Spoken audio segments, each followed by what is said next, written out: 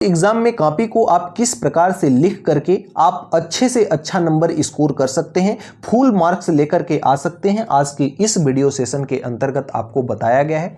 जो आपके कक्षा 10वीं विज्ञान का अध्याय 13 प्रकाश का अपवर्तन तथा परावर्तन गोलीय सतह से है, इसके अभ्यास प्रश्नावली का फुल सोल्यूशन आज के इस वीडियो सेशन के माध्यम से आपको दिया जा रहा है, जिसको एकदम सहज सरल और आसान भाषा में बिल्कुल एग्जाम पैटर्न के साथ आपको समझाया गया है। देखिए, जैसे आपका पहला प्रश्न कहता है सही विकल्प चुन करके आपको लिखना है अवतल लेंस होता है। देखिए, अवतल लेंस से गुजरने वाली प्रकाश की किरणें अपवर्तन के बाद क्या करती हैं, फैल जाती हैं, और उत्तल लेंस से गुजरने वाली प्रकाश की किरणें जो हैं वह एक जगह पर क्या होती हैं, केंद्रित हो जाती हैं। इस कारण से अवतल लेंस को हम कौन सा लेंस कहते हैं, सदा अपसारी लेंस कहते हैं, और उत्तल लेंस को अभिसारी लेंस कहते हैं। इस बात का ध्यान दीजिएगा, यह गुण हर स्थिति में क्या होता है, समान होता है, इसलिए यह सदा किसका काम करता है, अपसारी का काम करता है। अगर यहां पे अवतल के जगह पर अगर कहीं उत्तल दे दिया होता ना, तो ये इसका उत्तर सदा क्या हो जाता, अभिसारी हो जाता। लेकिन यहां पर आपसे अवतल लेंस की बात करी है, इसलिए इसका ख विकल्प यानी कि सदा अपसारी आपका क्या हो जाएगा, राइट जवाब हो जाएगा। अगर हम इसके पार्ट नंबर 2 की बात करें तो कहता है कि यदि किसी वस्तु को दर्पण के ध्रुव और फोकस बिंदु के बीच रखने पर सीधा प्रतिबिंब बने तथा फोकस और अनंत के बीच किसी भी स्थान पर रखने पर वास्तविक और उल्टा प्रतिबिंब बने, तो वह दर्पण कैसा होगा। तो ध्यान रखिएगा, इसका एक्सप्लेनेशन अगर मैं आपको बताऊं तो एक्सप्लेनेशन इसका देखिएगा कि आपका क्या है कि अवतल दर्पण की यह विशेषता होती है, अवतल दर्पण की क्या विशेषता होती है कि जब वस्तु को ध्रुव और फोकस के बीच रखा जाता है तो प्रतिबिंब कैसा, आभासी, सीधा एवं बड़ा बनता है। इस बात का ध्यान रखिएगा। और जब वस्तु को फोकस और अनंत के बीच रखा जाता है, किसी भी स्थान पर रखा जाता है, तब प्रतिबिंब वास्तविक एवं कैसा बनता है, उल्टा बनता है। तो उत्तल दर्पण और समतल दर्पण से बने प्रतिबिंब कभी भी वास्तविक नहीं बनता। तो उत्तल और समतल दर्पण यहां होना संभव ही नहीं है। तो सिंपल सा इसका जो जवाब हो जाएगा वह क्या हो जाएगा, आपका अवतल दर्पण, इसका अविकल्प बिल्कुल सही हो जाएगा, क्योंकि यहां पे वास्तविक प्रतिबिंब की बात कर रहा है। तो समतल दर्पण में भी आपका कैसा प्रतिबिंब बनता है, समतल दर्पण में भी आपका आभासी प्रतिबिंब बनता है, और उत्तल दर्पण में भी आपका आभासी प्रतिबिंब बनता है। तो ऐसे भी आपका विकल्प नंबर ए बिल्कुल राइट जवाब हो जाएगा, किसी भी प्रकार की कोई दिक्कत नहीं होगी। अगले क्रम में इसका तीसरा पार्ट कहता है कि उत्तल दर्पण द्वारा बना प्रतिबिंब कैसा होता है। अभी हमने बताया कि उत्तल दर्पण हमेशा कैसा प्रतिबिंब बनाता है, आभासी और छोटा प्रतिबिंब बनाता है। अब उत्तल दर्पण आभासी और वस्तु से कैसा प्रतिबिंब बनाता है, छोटा। अवतल लेंस द्वारा बना प्रतिबिंब सदा होता है। अवतल लेंस किरणों को क्या करता है, फैलाने का काम करता है। अवतल लेंस किरणों को क्या करता है, फैलाने का काम करता है, इसलिए इसका प्रतिबिंब कभी भी वास्तविक नहीं बनता। तो कैसा बनता है, आभासी, और कैसा बनता है, सीधा बनता है। तो इसका ग ऑप्शन बिल्कुल राइट जवाब हो जाएगा। अगले क्रम में अगर हम इसके पार्ट नंबर 5 की बात करें तो पार्ट नंबर 5वां कहता है कि उत्तल लेंस की फोकस दूरी 40 सेंटीमीटर है। यदि वस्तु को 40 सेंटीमीटर की दूरी पर रखा जाए तो प्रतिबिंब बनेगा। 40 सेंटीमीटर फोकस दूरी है और वस्तु को 40 सेंटीमीटर ही यानी फोकस पर ही रखने की बात करी जा रही है, और जब फोकस पर वस्तु को रखा जाता है ना, तो अपरिवर्तित समांतर किरणें हो जाती है और प्रतिबिंब अनंत पर बनता है। तो इसलिए ख विकल्प इसका क्या हो जाएगा, बिल्कुल राइट हो जाएगा। जब उत्तल लेंस पर फोकस दूरी पर आपका वस्तु रखी होती है तो अनंत पर प्रतिबिंब बनता है। इस बात को गांठ बांध करके रख लीजिए। अगले क्रम में इसका छठा पार्ट है, जो कि कहता है छठा पार्ट कि एक लेंस को पुस्तक के पृष्ठ पर रखकर 3 सेंटीमीटर ऊपर उठाने पर अक्षर कुछ बड़े सीधा दिखाई देते हैं। लेंस की फोकस दूरी क्या होगी, तो अगर 3 सेंटीमीटर की ऊपर उठाने पर अक्षर कुछ बड़े और सीधा दिखाई देते हैं, तो सीधा और बड़ा प्रतिबिंब केवल कैसा कहां बनता है, उत्तल लेंस द्वारा बनता है। बड़ा प्रतिबिंब वस्तु से बड़ा हमेशा उत्तल लेंस के ही द्वारा बनता है।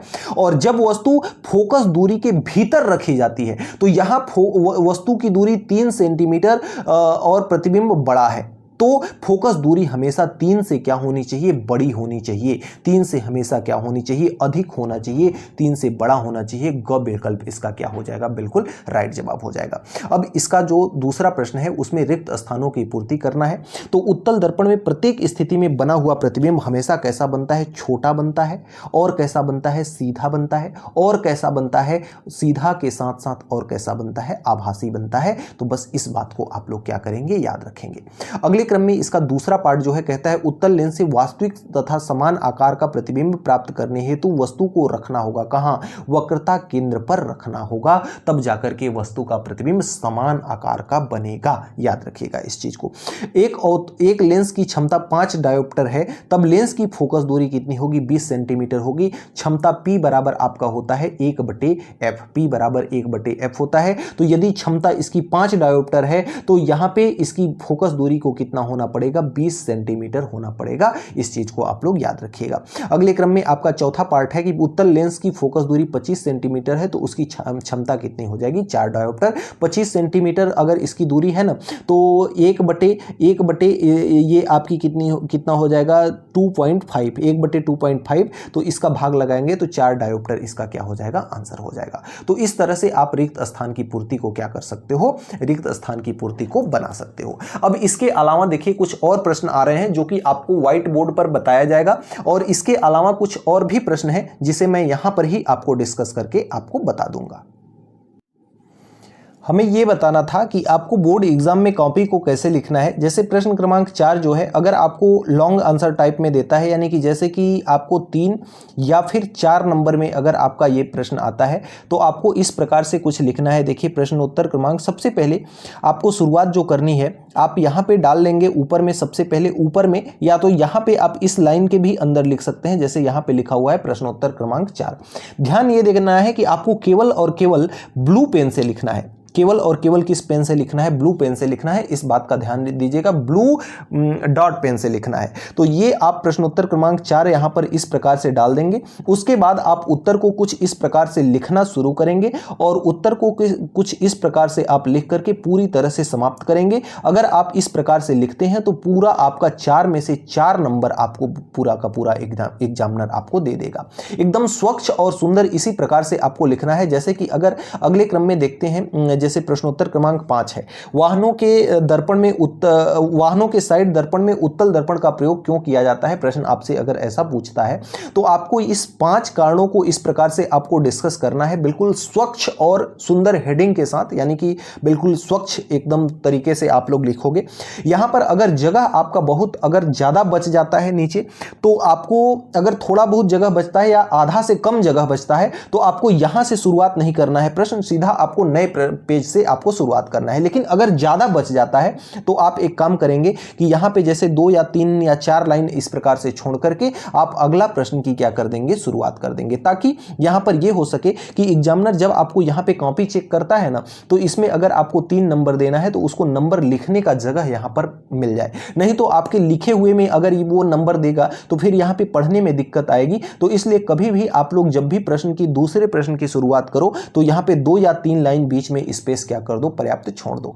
इस तरह से अब अगले क्रम में अगर प्रश्नोत्तर क्रमांक 6 को बनाना है तो प्रश्नोत्तर क्रमांक 6 को आप इस तरह से बनाएंगे, और लास्ट में यहां पर आप लोग प्लीज टर्न ओवर जरूर लिख दीजिएगा, ताकि एग्जामिनर को पता चले कि इसके पीछे भी कुछ और है। अगले क्रम में जैसे इसी चीज को आपको एक्सप्लेन करना है तो इसी तरह से आप बना करके हेडिंग्स इत्यादि करके आपको थोड़ा सा स्वच्छता की लगे और हर एक पॉइंट क्या हो? एकदम स्पष्ट हो। इसी तरह से आपको कॉपी में आपको प्रॉपर क्या करना है? बोर्ड एग्जाम की कॉपी में लिखना है।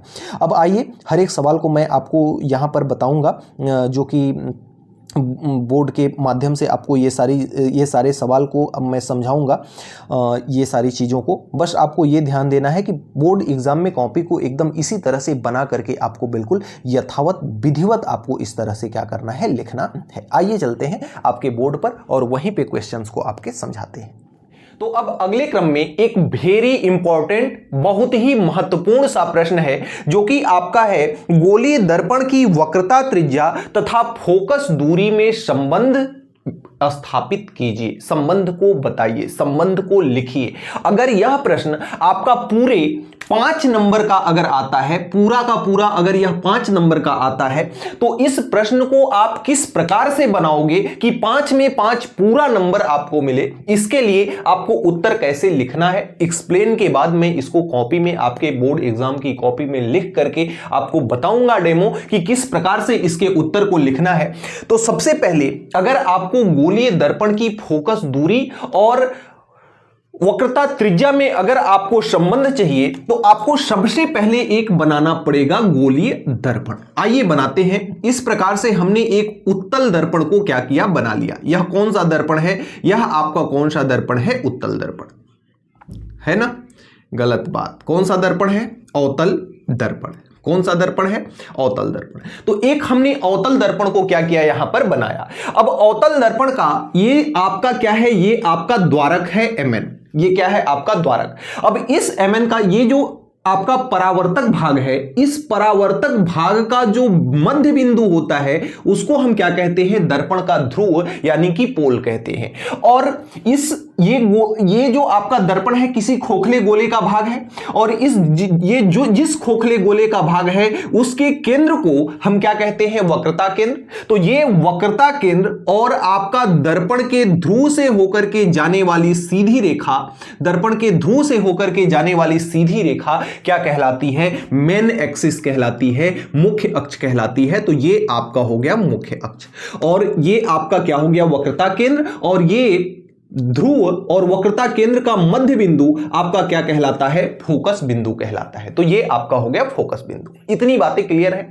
अब आपको एक चीज पता है कि जो किरण मुख्य अक्ष के समांतर आती है, जो किरण मुख्य अक्ष के, जो आपतित किरण मुख्य अक्ष के कहां आती है, समांतर आती है, वह परावर्तन के पश्चात मुख्य फोकस से होकर के क्या होती है, मुख्य फोकस से होकर के गुजर जाती है। तो ये इसका क्या रहा, ये रहा इसका मुख्य फोकस।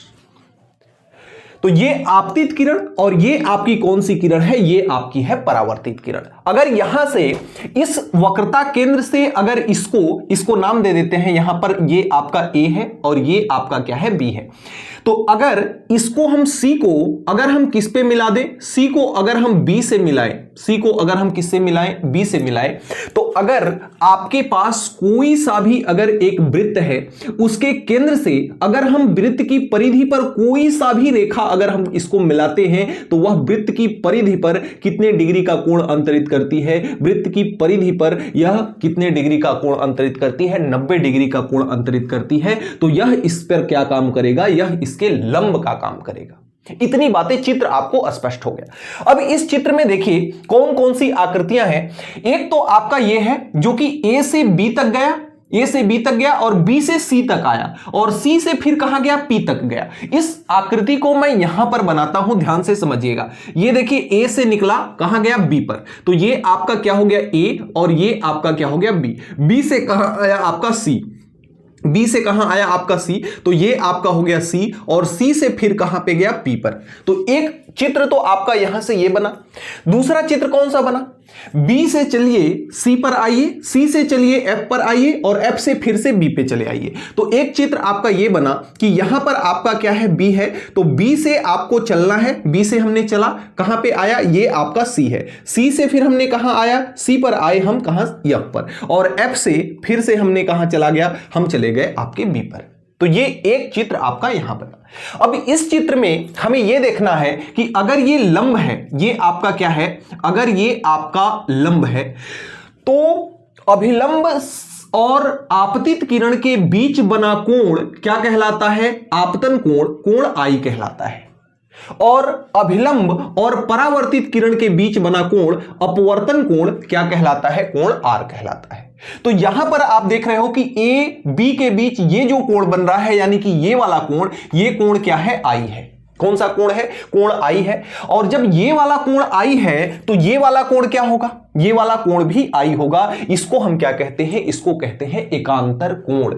जब कभी भी दो रेखाएं, देखिए जैसे AB और CP PC, ये दोनों एक दूसरे के समांतर हैं और एक तिर्यक रेखा काट रही है, तो यहां पे ये जो दोनों कोण हैं, ये जैसे कोण B और कोण C आपके क्या है, एकांतर कोण है। इस बात को आप क्या करेंगे, याद रखेंगे। दूसरी बात कि यहां पर अगर इसको देखा जाए तो ये वाला कोण अगर इस त्रिभुज में देखा जाए तो ये तो कोण आई हो गया, तो ये कोण क्या हो गया, आई हो गया। और ये वाला कोण कितना है, ये वाला कोण आर है, तो ये कोण कितना हो गया, आर हो गया। इतनी बातें बस आपको समझनी है चित्र के अंदर। अब ये चित्र में आपने अगर इतनी बातें समझ ली, इतनी बातें समझ में आ गई, तो एक बात आप और जान लीजिए इसमें कि अगर आप यहां से F से लेकर के दर्पण के ध्रुव की अगर बीच की दूरी की बात करें तो ये दूरी आपकी कहलाती है फोकस दूरी, जिसे हम स्मॉल f से डिनोट करते हैं। अगर हम बात करें वक्रता केंद्र, ये वक्रता केंद्र जो C है, C से लेकर के दर्पण के ध्रुव के बीच की दूरी, तो इसको हम कहते हैं वक्रता त्रिज्या, जिसे हम कैपिटल R से डिनोट करते हैं। अब आपको इसी R, कैपिटल R और स्मॉल f में संबंध स्थापित करना है। क्या संबंध होता है ये आपको देखना है। अगर इतना चित्र आपको समझ में आ गया होगा तो इसके लिए एक छोटा सा स्टेटमेंट हमको लिखना पड़ेगा कि इस चित्र में क्या चीज है, ये आपको थोड़ा सा इंट्रोड्यूस कराना पड़ेगा। कैसे कराएंगे? देखिए, Mn एक आपका क्या है? दर्पण है। Mn एक कैसा दर्पण है? Mn एक आपका अवतल दर्पण है और इस दर्पण से AB आपतित किरण जो आ रही है, यह परावर्तन के पश्चात मुख्य फोकस से होकर के क्या करती है? गुजरती है। जहां C वक्रता केंद्र है दर्पण का, F जो है मुख्य फोकस है और P दर्पण का क्या है? ध्रुव है। Mn दर्पण का क्या है? द्वारक है। बस इतनी बातें आपको क्या करनी है? लिखनी है। उसके बाद यहां पे लिखेंगे कि अब, इतना बातें लिखने के बाद यहां पे लिखेंगे क्या? अब क्या यहां पे करेंगे? सबसे पहली चीज कि आप यहां पर ए बी यानी कि कोण बी, ए बी सी, यानी कि अगर हम इस कोण की बात करते हैं तो जो आपका कोण ए बी सी है वह बराबर है किसके? कोण सी बी एफ के। किसके बराबर है? कोण सी बी एफ के। तो कोण सी बी एफ के। क्यों ऐसा बराबर है? क्योंकि आपको पता है कि परावर्तन का पहला नियम, आपतन कोण और परावर्तन कोण आपस में क्या होते हैं? बराबर होते हैं। तो ये आपतन कोण और ये परावर्तन कोण, आपतन कोण, आपतन इसका आपको पता है परावर्तन का नियम कि कोण I बराबर क्या होता है? कोण R। ये आपका परावर्तन का नियम है। तो यहां पे लिख देंगे परावर्तन के नियम से, परावर्तन के नियम से। ये आपका आ गया परावर्तन के नियम से। अब यहां पर देखिए, एक आपका जो AB है और जो आपका PC है वह एक दूसरे के क्या है? समांतर है। यानी AB समांतर है किसके? PC के या CP के। अपवर्ड, ये इसके क्या है? समांतर है। और जो आपकी BC लाइन है वह इसको क्या कर रही है? तिर्यक प्रतिच्छेद कर रही है। यहां पे यही कंडीशन बन रहा है ना। तो ये आपका समांतर है तथा BC क्या कर रहा है? प्रतिच्छेद करता है। इतना आप लिख लेंगे। BC इसको क्या करता है? प्रतिच्छेद करता है। इसलिए जो आपका कोण ABC है, जो आपका कोण ABC है वह बराबर है किसके? BCP के। कोण BCP के, क्योंकि यह कौन सा कोण है? यह आपका है कोण एकांतर कोण। एकांतर कोण की वजह से यह क्या है? बराबर है। एकांतर कोण की वजह से ये दोनों कोण क्या है? आपस में बराबर है। इतनी बात आपने समझ ली। अब इसके बाद दो चीजें यहां पर है। देखिए, ये वाली भुजा और ये वाली भुजा आपस में बराबर होगी। कैसे? ये कोण और ये कोण आपस में क्या है? बराबर है। समान कोण के सम्मुख भुजा, समान कोण की सम्मुख भुजा यानी समान कोण के सामने की भुजा आपस में क्या होती है? बराबर होती है। तो ये दोनों कोण क्या है? समान है। इसके सामने की भुजा ये है, इस कोण के सामने की भुजा ये है। तो आपकी जो AB है, सॉरी AB नहीं, जो आपका CF है, जो आपका क्या है? जो आपका CF है वह बराबर है किसके? CF बराबर है किसके? BF के। तो ये आपके BF के बराबर है, क्योंकि समान कोण की सम्मुख भुजा, समान कोण की सम्मुख भुजा। इतनी बातों को आपको लिखना पड़ेगा, तभी आपको जाकर के नंबर मिलेगा। या पूरी अगर ऐसा इसके सूत्र को व्युत्पत्ति करने के लिए अगर आपको बोलता है तो पूरे 5 नंबर में यह प्रश्न आपसे पूछा जाएगा। तो ये समान कोण की क्या है? सम्मुख भुजा है। इतनी बातें आपको क्या हो गई? स्पष्ट हो गई। इतनी बातें आपको क्या हो गई? स्पष्ट हो गई। अब यहां से एक चीज और हम अगर बात कर लें कि ये जो B है ना, ये जो B है यह P के क्या हो? अत्यंत समीप हो। यानी कि यह कोण अगर यहां पे गया हो तो यहां लिखेंगे कि यदि बिंदु B भी ध्रुव P के समीप हो, P के क्या हो, समीप हो, P के क्या हो, समीप हो, यानी यह इसके एकदम पास हो, तो हम B के जगह पर P क्या कर सकते हैं, रख सकते हैं। तो यहां से इस B के जगह पर P रखेंगे तो CF किसके बराबर होगा, P। अब अगर यहां से हम यहां से C से लेकर के P की बात करें, जो कि आपका क्या है, वक्रता त्रिज्या है, हमको वक्रता त्रिज्या का संबंध देखना है ना, तो C से लेकर के P तक की दूरी, यानी जो CP है वह दो भागों में बटी है, C से लेके F तक, फिर F से लेकर के P तक। तो ये आपका किसके बराबर है, CF प्लस PF के, प्लस का किसके बराबर है, PF के, है कि नहीं। और यहां से देखें तो ये जो आपका CF है वह किसके बराबर है, PF के। तो CF के जगह पर हम PF रख सकते हैं कि नहीं, तो इसके जगह पर हम रख लेंगे PF, प्लस का क्या हो जाएगा, ये PF। तो यहां से CP बराबर कितना हो जाएगा, 2PF, बताओ होगा कि नहीं, 2PF बताओ होगा कि नहीं। अब अगर यहां से हम इसको थोड़ा सा पक्षांतर कर दें, 2 को हम इसके पास ले आए, 2 को इधर ले आ दें, तो यहां पे बचेगा आपका क्या, PF बराबर, इधर 2 आएगा तो इसके साथ किस में है, मल्टीप्लाई में है, गुणा में है, इधर आएगा बॉर्डर के इस पार तो भाग में हो जाएगा, ये हो जाएगा आपका CP/2। यही आपका क्या है, संबंध है, यही आपका क्या है, संबंध है।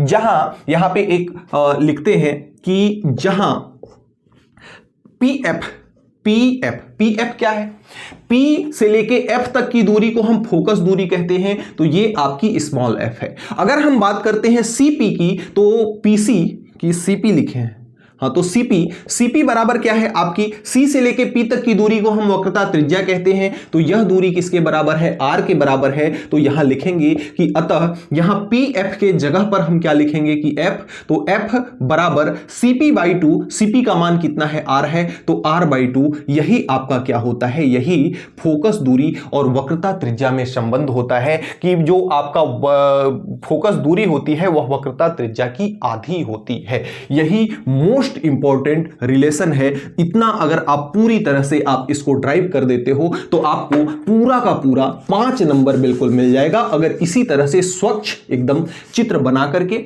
स्वच्छ तरीके से अगर इसका डेरिवेशन करते हो तो पूरी तरह से आप 5 का 5 नंबर लेकर के आ सकते हो।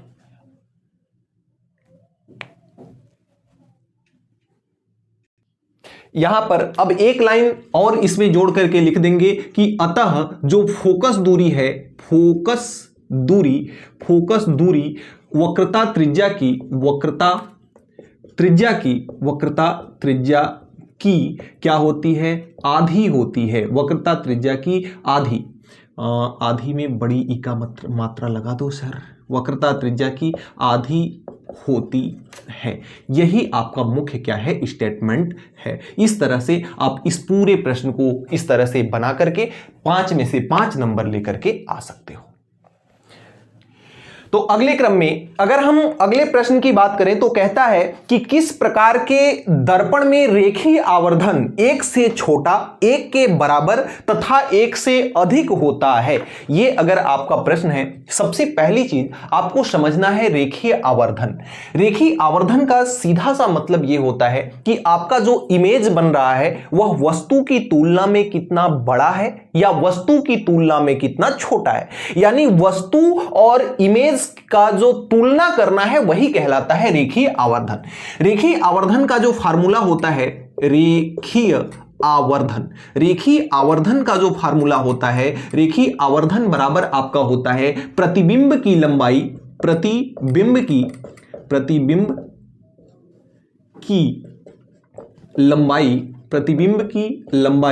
डिवाइड बाई वस्तु की लंबाई। प्रतिबिंब की लंबाई डिवाइड बाई क्या होता है, वस्तु की लंबाई।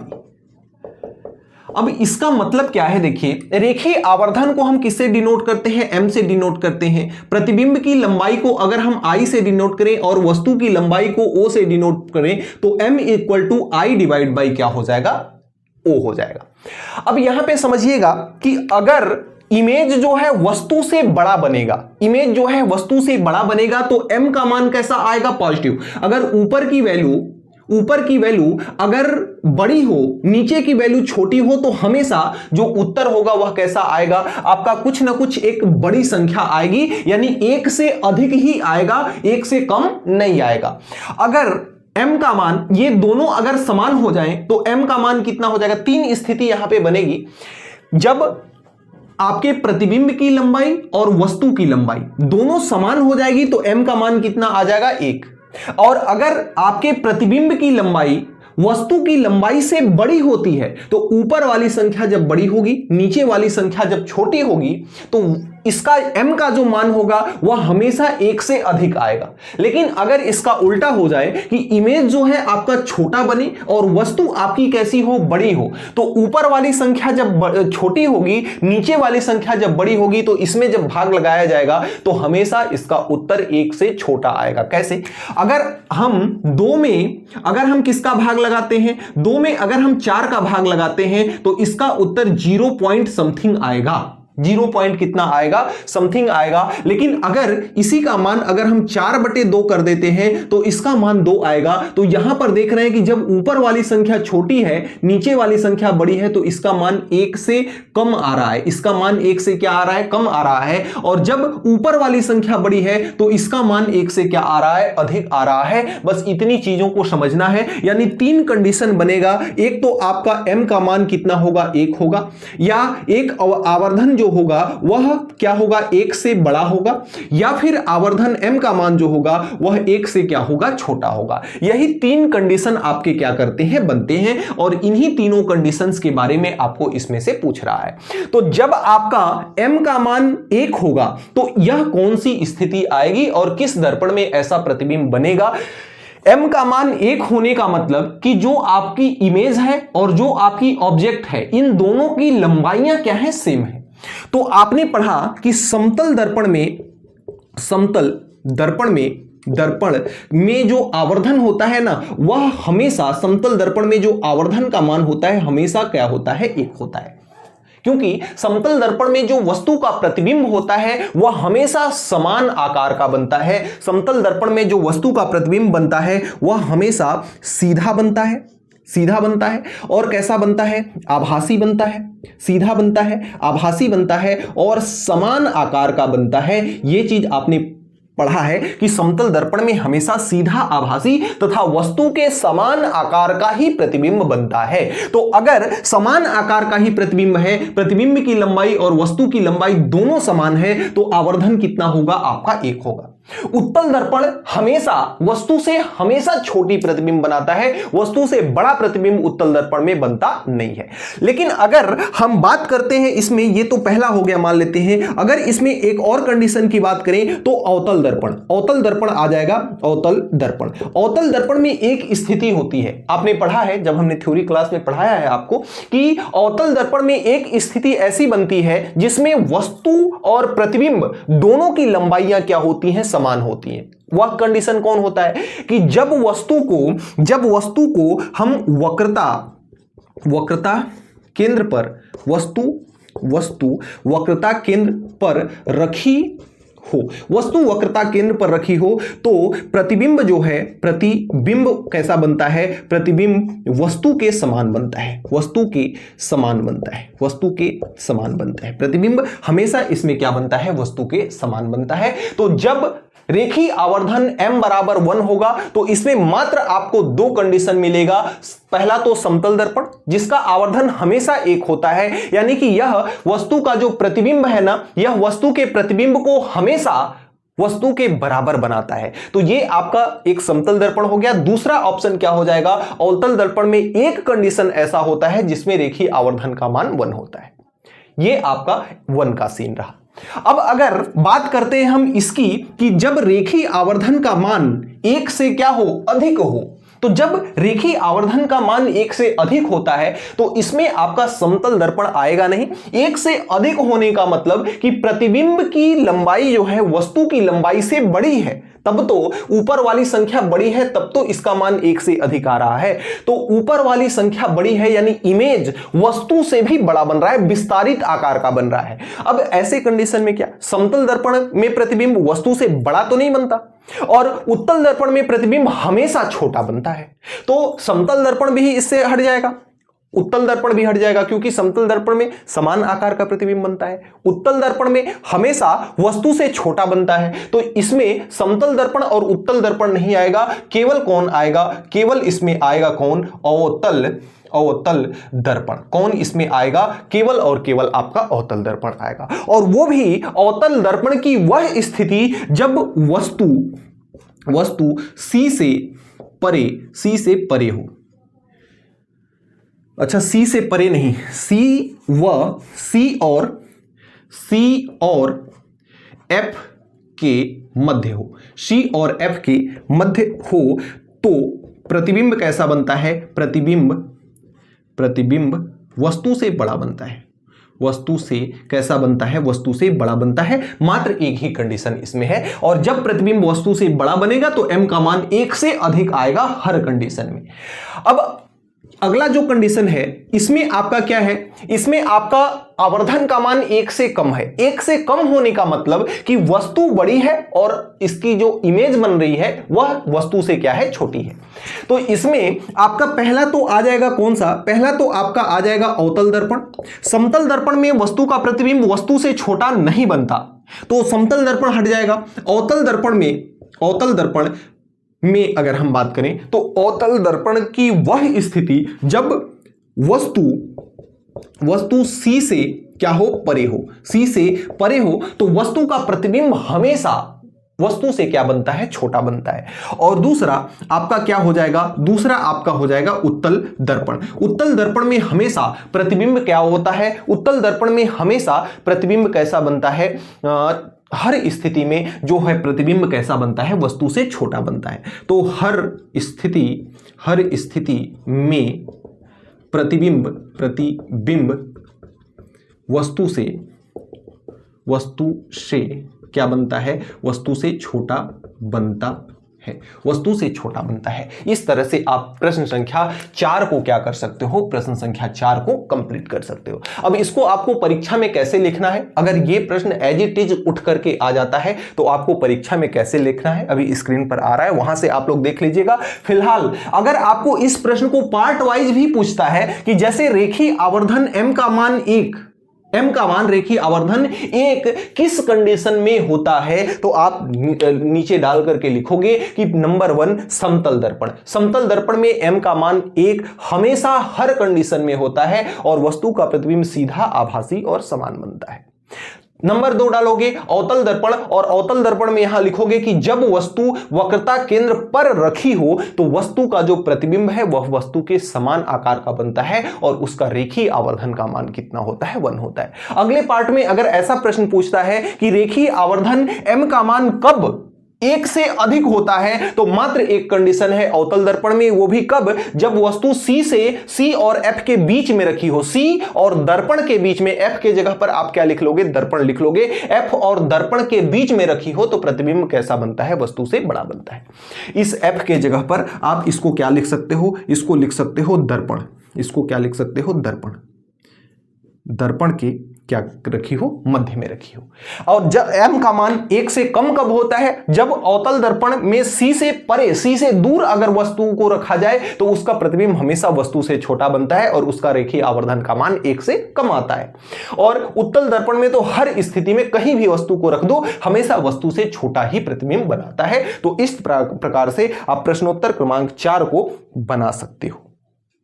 अगले क्रम में जो आपका प्रश्न संख्या 7वां है, प्रश्न संख्या 7वां कहता है कि समांतर आपतित किरणों के परावर्तन के आरेख बनाकर स्पष्ट कीजिए कि किस प्रकार का दर्पण अभिसारी होता है तथा किस प्रकार का दर्पण अपसारी होता है। आइए समझते हैं। आपको आरेख बना करके बताना है, किस दोनों दर्पण का आरेख बनाकर आपको यह बताना है कि किस प्रकार का दर्पण अभिसारी होता है और किस प्रकार का दर्पण अपसारी होता है। सबसे पहले क्रम में अगर हम बनाए चित्र किसका, उत्तल दर्पण की, अगर हम किसका बनाए चित्र, उत्तल दर्पण का। अब सर कलई करते हो अवतल दर्पण का, बोलते हो उत्तल दर्पण, तो आप लोग बोलो ये कौन सा दर्पण है, यह है उत्तल दर्पण। कौन सा दर्पण है, उत्तल दर्पण। क्या सर लिखते हो अवतल, बोलते हो उत्तल। तो आपको पता है कि अगर उभरे हुए भाग पर पॉलिश किया गया हो तो इसे हम क्या कहते हैं, अवतल दर्पण। तो ये उत्तल नहीं है, कौन सा दर्पण है, अवतल दर्पण है। अब इसको हम अभिसारी कहते हैं या अपसारी कहते हैं। आइए समझते हैं। यह इसका P है, यह इसका F है और यह इसका क्या है, C है। इसके समांतर जो भी किरणें आएंगी सभी किरणों को यह कहां से होकर के गुजारेगा, इसके समांतर जो भी किरणें आएंगी वह सभी किरणों को कहां से होकर के गुजारेगा, मुख्य फोकस से ही होकर के गुजारेगा। चाहे जितनी किरणें इससे भेज दो, चाहे इससे जितनी भी किरणें भेज दो, सारी की सारी किरणों को यह कहां से होकर के गुजारेगा, चाहे जितनी किरणें भेज दो, सारी की सारी किरणों को कहां से होकर के गुजारेगा, मुख्य फोकस से ही होकर के क्या करेगा, गुजारेगा। तो सबसे पहला पॉइंट इसमें आप क्या लिखोगे कि मुख्य अक्ष के समांतर सभी आपतित किरणों को जो अवतल दर्पण है वह कहां पर केंद्रित करता है, मुख्य फोकस पर केंद्रित करता है। यानी मुख्य अक्ष से समांतर, मुख्य अक्ष के समांतर आने वाली सभी आपतित किरणें परावर्तन के पश्चात किस बिंदु पर केंद्रित होती हैं, मुख्य बिंदु पर केंद्रित होती, मुख्य फोकस पर केंद्रित होती हैं। सब कहां पे जाती हैं,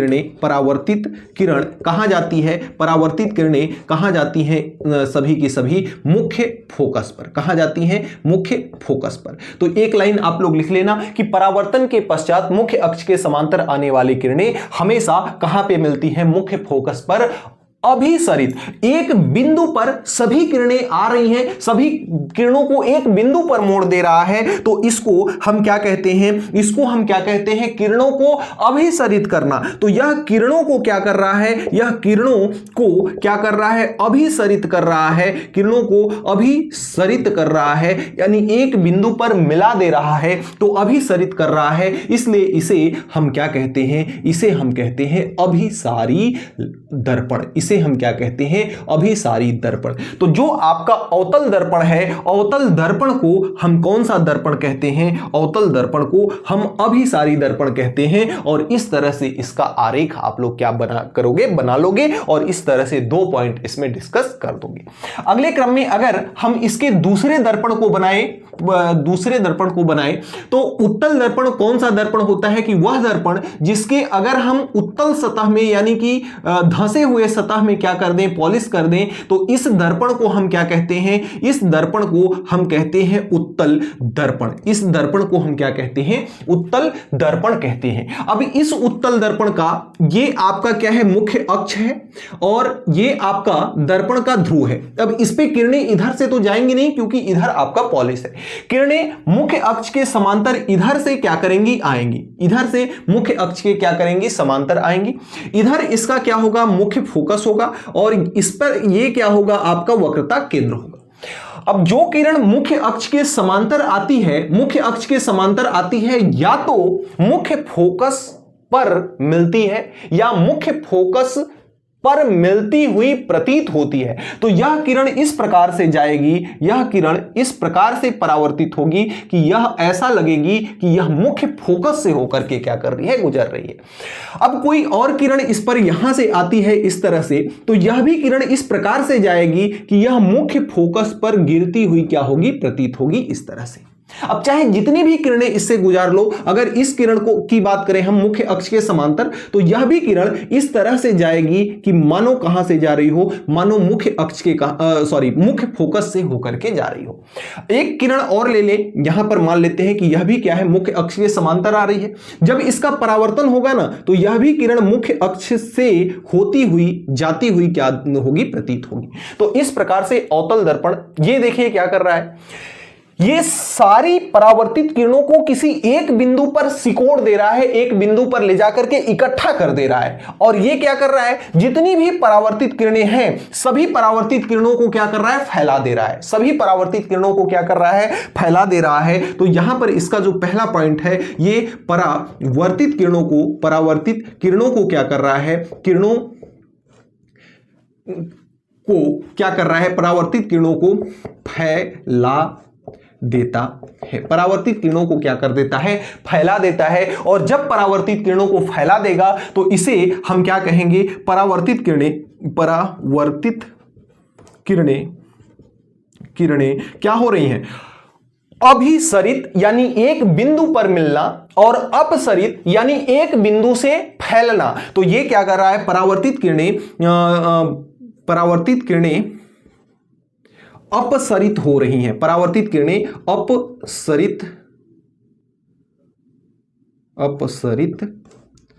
होती हैं। परावर्तित किरणें अपसरित होती हैं, इसलिए इस दर्पण को हम कौन सा दर्पण कहते हैं? इस दर्पण को हम अपसारी दर्पण कहते हैं। इस दर्पण को हम क्या कहते हैं? अपसारी दर्पण कहते हैं। किस दर्पण को? आपके उत्तल दर्पण को। तो इस प्रकार से आप प्रश्नोत्तर क्रमांक 7 को बना सकते हैं। प्रश्नोत्तर क्रमांक 8 इसके आपको गोलीय दर्पण से संबंधित कुछ महत्वपूर्ण परिभाषाएं आपसे पूछ रहा है। परिभाषाओं को कैसे लिखना है आप स्क्रीन पर अभी आएगा, देख लेंगे। फिलहाल थोड़ा सा समझ लीजिए। अगर एक गोलीय दर्पण बनाए तो गोलीय दर्पण किसी खोखले गोले के भाग होते हैं जिस पर कलई या तो अंदर आंतरिक सतह पर की गई होती है या तो बाहरी सतह पर। अगर इस पर कलई यानी कि पॉलिश बाहरी सतह पर करी गई हो तो इस दर्पण को हम कौन सा दर्पण कहते हैं? अवतल दर्पण कहते हैं। तो यह आपका कौन सा दर्पण है? यह आपका अवतल दर्पण है। अब इसका जो अवतल दर्पण का या किसी भी दर्पण का जो परावर्तक पृष्ठ होता है, उस परावर्तक पृष्ठ को हम क्या कहते हैं? द्वारक कहते हैं। तो Mn इसका क्या है? Mn इसका द्वारक है। तो किसी भी गोलीय दर्पण के परावर्तक भाग को हम क्या कहते हैं? द्वारक कहते हैं। परावर्तक भाग को क्या कहते हैं? द्वारक कहते हैं। और किसी भी दर्पण के परावर्तक भाग के मध्य बिंदु को, परावर्तक भाग के मध्य बिंदु को हम क्या कहते हैं? परावर्तक भाग के जो मध्य बिंदु होता है उसको पोल कहते हैं, उसको ध्रुव कहते हैं। तो जो इसका परावर्तक सतह है, परावर्तक सतह के मध्य बिंदु को हम इसका क्या कहते हैं? ध्रुव कहते हैं। इसका क्या कहते हैं? ध्रुव कहते हैं। तो अगर आपसे पूछा है कि ध्रुव की परिभाषा लिखिए, दर्पण के ध्रुव को परिभाषित कीजिए, तो गोलीय दर्पण जिस खोखली गोले का भाग होते हैं उस दर्पण के परावर्तक सतह के मध्य बिंदु को हम क्या कहते हैं? दर्पण का ध्रुव कहते हैं। अब बात आती है कि यह किसी खोखले गोले का भाग है, तो यह जिस काल्पनिक खोखले गोले का भाग है उस खोखले गोले के केंद्र को, उस खोखले गोले के केंद्र को हम वक्रता केंद्र कहते हैं, जिसे C से डिनोट करते हैं। जिसे हम किससे डिनोट करते हैं? जिसे हम C से डिनोट करते हैं वक्रता केंद्र। तो जिसे हम क्या कहते हैं? वक्रता केंद्र। वक्रता केंद्र की परिभाषा कैसे लिखेंगे कि गोलीय दर्पण जिस काल्पनिक खोखले गोले के भाग होते हैं उस खोखले गोले के केंद्र को हम क्या कहते हैं? वक्रता केंद्र कहते हैं। अब अगली बात आती है मुख्य फोकस। अगली बात क्या आती है? मुख्य फोकस। तो अगर हम बात करते हैं मुख्य फोकस की, तो जो दर्पण का वक्रता केंद्र है और जो दर्पण का ध्रुव है, ध्रुव और वक्रता केंद्र के मध्य बिंदु को हम मुख्य फोकस कहते हैं। दर्पण के ध्रुव और दर्पण का वक्रता केंद्र का मध्य बिंदु क्या कहलाता है? मुख्य फोकस कहलाता है। और इसे मुख्य फोकस को हम कैपिटल F से डिनोट करते हैं। तो ये इसका क्या हो गया? मुख्य फोकस हो गया। अब एक आता है मुख्य फोकस के साथ एक आता है आपका मुख्य अक्ष। एक क्या आता है? मुख्य अक्ष। समझ लीजिए क्या कहते हैं मुख्य अक्ष। दर्पण के वक्रता केंद्र और दर्पण के ध्रुव से मिलाकर सीधी जाने वाली रेखा क्या कहलाती है? आपकी मुख्य अक्ष कहलाती है। यही दर्पण की छोटी मोटी थोड़ी बहुत परिभाषाएं हो गई। दूसरी बात, अगर हम बात करते हैं मुख्य फोकस और दर्पण के ध्रुव के बीच की दूरी, तो इसे हम कहते हैं क्या? स्मॉल f कहते हैं, जिसे हम कहते हैं फोकस, जिसे हम क्या कहते हैं? फोकस दूरी। तो दर्पण के ध्रुव से सभी दूरी, ये चाहे जो भी दूरी मापनी है दर्पण के ध्रुव से ही मापी जाएगी। तो दर्पण के ध्रुव से मुख्य फोकस या फोकस बिंदु के बीच की दूरी फोकस दूरी कहलाती है, जिसे स्मॉल f से डिनोट किया जाता है। अगर हम बात करते हैं वक्रता केंद्र से लेकर के इस ध्रुव के बीच की दूरी, तो वक्रता केंद्र से ध्रुव के बीच की दूरी को हम क्या करते हैं? r कहते हैं। और r आपका क्या है? r आपका है वक्रता त्रिज्या। वक्रता त्रिज्या। तो वक्रता त्रिज्या हम किसको कहते हैं? कि दर्पण के ध्रुव से वक्रता केंद्र के बीच की दूरी को हम क्या कहते हैं? वक्रता त्रिज्या कहते हैं। अब ये ये जितनी भी परिभाषाएं हैं इनका नोट्स लिखा हुआ अभी आएगा स्क्रीन पर, उसे देख लीजिएगा और उसी तरह से आप अपनी परीक्षा में इसको क्या कर सकते हो, बना सकते हो।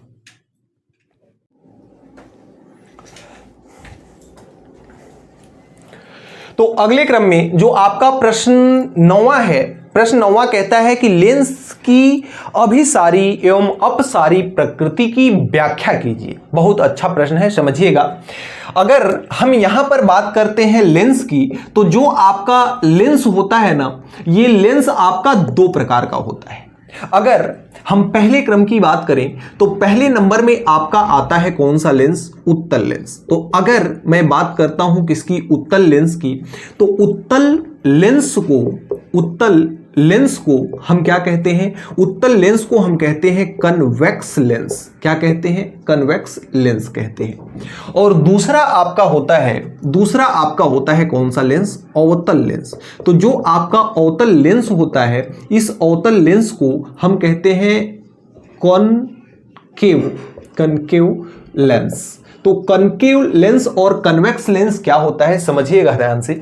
अगर मैं इस प्रकार से एक बनाऊं संरचना कि जो कि बीच में क्या हो, मोटा हो और किनारों पे क्या हो, पतला हो, तो इस प्रकार की संरचना हमेशा क्या कही जाती है, लेंस कही जाती है।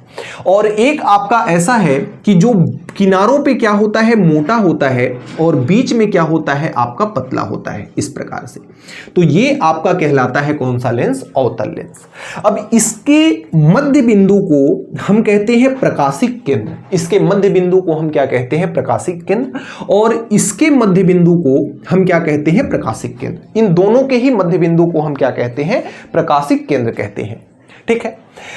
अब ये लेंस इस लेंस को बनाया कैसे गया, एक खोखला गोला लिया, दो खोखले गोले लिए गए, जिसको एक खोखले गोले के टुकड़े को यहां पे रखा गया और दूसरे खोखले गोले के टुकड़े को यहां पर रखा गया। अब अगर ऐसा रखा गया तो इसका भी आपका वक्रता त्रिज्या होगा, वक्रता केंद्र होगा, और इसका भी मुख्य फोकस होगा, और इसका भी वक्रता केंद्र होगा, और इसका भी मुख्य फोकस होगा, जैसे आपने दर्पण में देखा।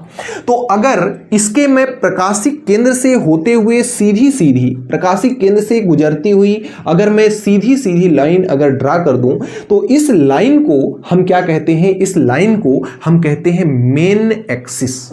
इस लाइन को हम क्या कहते हैं, इस लाइन को हम कहते हैं मुख्य अक्ष। क्या कहते हैं, मुख्य अक्ष कहते हैं। तो ये लाइन हमारी हो गई मुख्य अक्ष। अब ये जो खोखला गोला ये वाला है, उसका जो केंद्र होगा, उस केंद्र को हम क्या कहते हैं, C1। चूंकि इसमें दो वक्रता केंद्र और दो फोकस बिंदु होंगे, तो या तो इसको C1 या 2F2 कहते हैं। 2F2 क्यों कहते हैं, क्योंकि यहां पर ये आपका F1 है। F1 प्रकाशिक केंद्र से जितनी दूरी ये है, उतनी ही दूरी यहां से ये है। तो इसलिए अगर यहां तक की दूरी आपकी F1 है, तो ये आपकी 2F1 हो जाएगी। तो इस C1 के जगह पर इसको हम 2F1 के भी नाम से क्या करते हैं, 2F1 के नाम से भी जानते हैं, 2F1 के नाम से भी जानते हैं। और ठीक उसी प्रकार से इसकी भी कहानी है। इसका जो केंद्र होगा उसको हम क्या कहेंगे, C2 कहेंगे या 2F2 कहेंगे, ये, और इसका जो इधर वाला फोकस बिंदु होगा उसको हम F2 कहेंगे।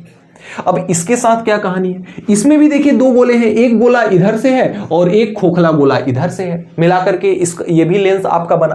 तो इस खोखले गोले का जो वक्रता केंद्र है उसको हम क्या कहते हैं, C1 या 2F1 कहेंगे, और इसका जो फोकस बिंदु है उसको हम F1 कहेंगे, और इधर की ओर क्या कहेंगे, इसको F2 कहेंगे, और इसको हम क्या कहेंगे, 2F2 कहेंगे या C2 कहेंगे। ठीक है, इस प्रकार से हमारा चलता है। ये दोनों लेंस हो गए। अब यहां पर होता क्या है, इसके साथ इसको हम बीच वाले भाग को इस प्रकार से क्या करते हैं, डॉटेड फॉर्म में क्या करते हैं, मिला देते हैं, जो कि हमने मिला दिया। इसके भी इस तरह से बीच वाले फॉर्मेट को हमने क्या किया, मिला दिया, और इस तरह से। अब ये जो आपका उत्तल लेंस है, इस उत्तल लेंस में जो मेन एक्सिस आने वाली जो आपतित किरणें हैं ना, जो किरणें मेन एक्सिस के समांतर, जो किरणें मुख्य अक्ष के पैरेलल चलती हैं, वे हमेशा अपवर्तन के पश्चात कहां से होकर के गुजरती हैं, अपवर्तन के पश्चात मुख्य फोकस से होकर के क्या करती हैं, गुजरती हैं।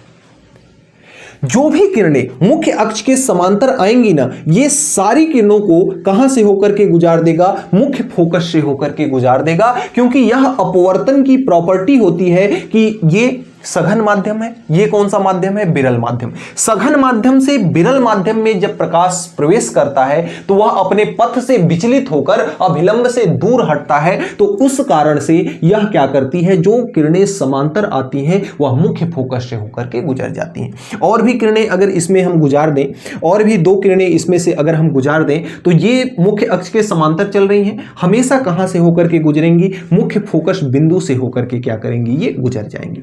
इस प्रकार से ये मुख्य फोकस बिंदु से होकर के क्या करेंगे? गुजरेंगी। तो इसको हम क्या करते हैं? मुख्य फोकस से इस प्रकार से गुजारती है। ठीक।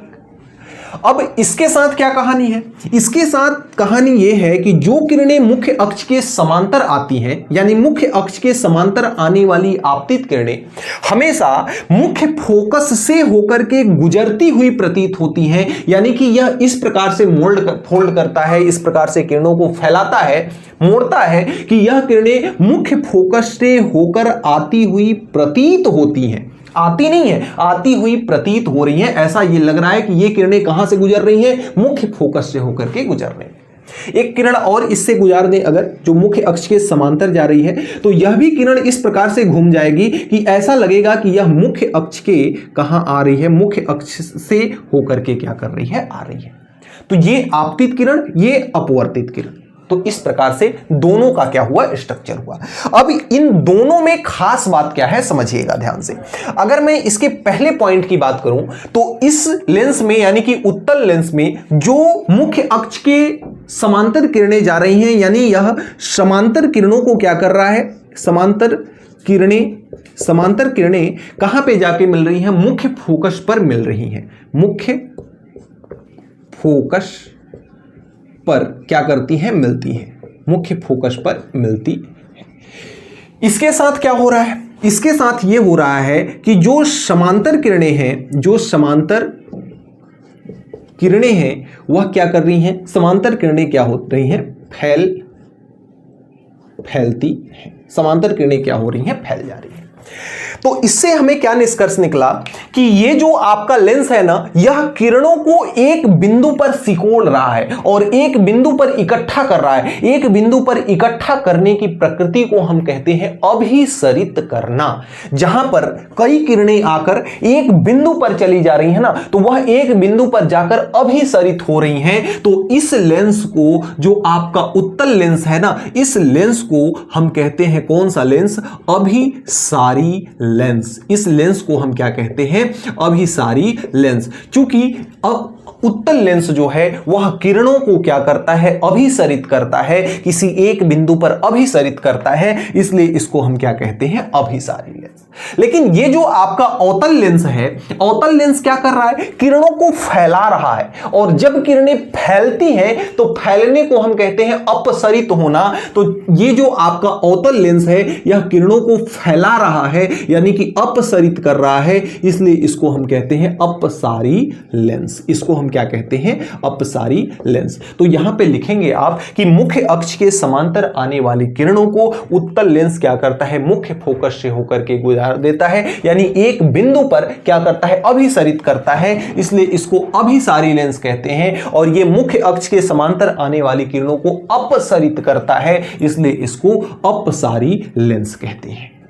अगर हम दूसरे इंपॉर्टेंट पॉइंट की बात करें तो जो उत्तल लेंस है, इसमें जो प्रतिबिंब बनता है ना, हमेशा इसमें जो आपका प्रतिबिंब बनता है, इसमें हमेशा प्रतिबिंब कैसा बनता है? इसमें हमेशा प्रतिबिंब वास्तविक भी बनता है और आभासी प्रतिबिंब भी बनता है। तो इसमें कैसा कैसा प्रतिबिंब बनता है? आभासी प्रतिबिंब भी बनता है और आभासी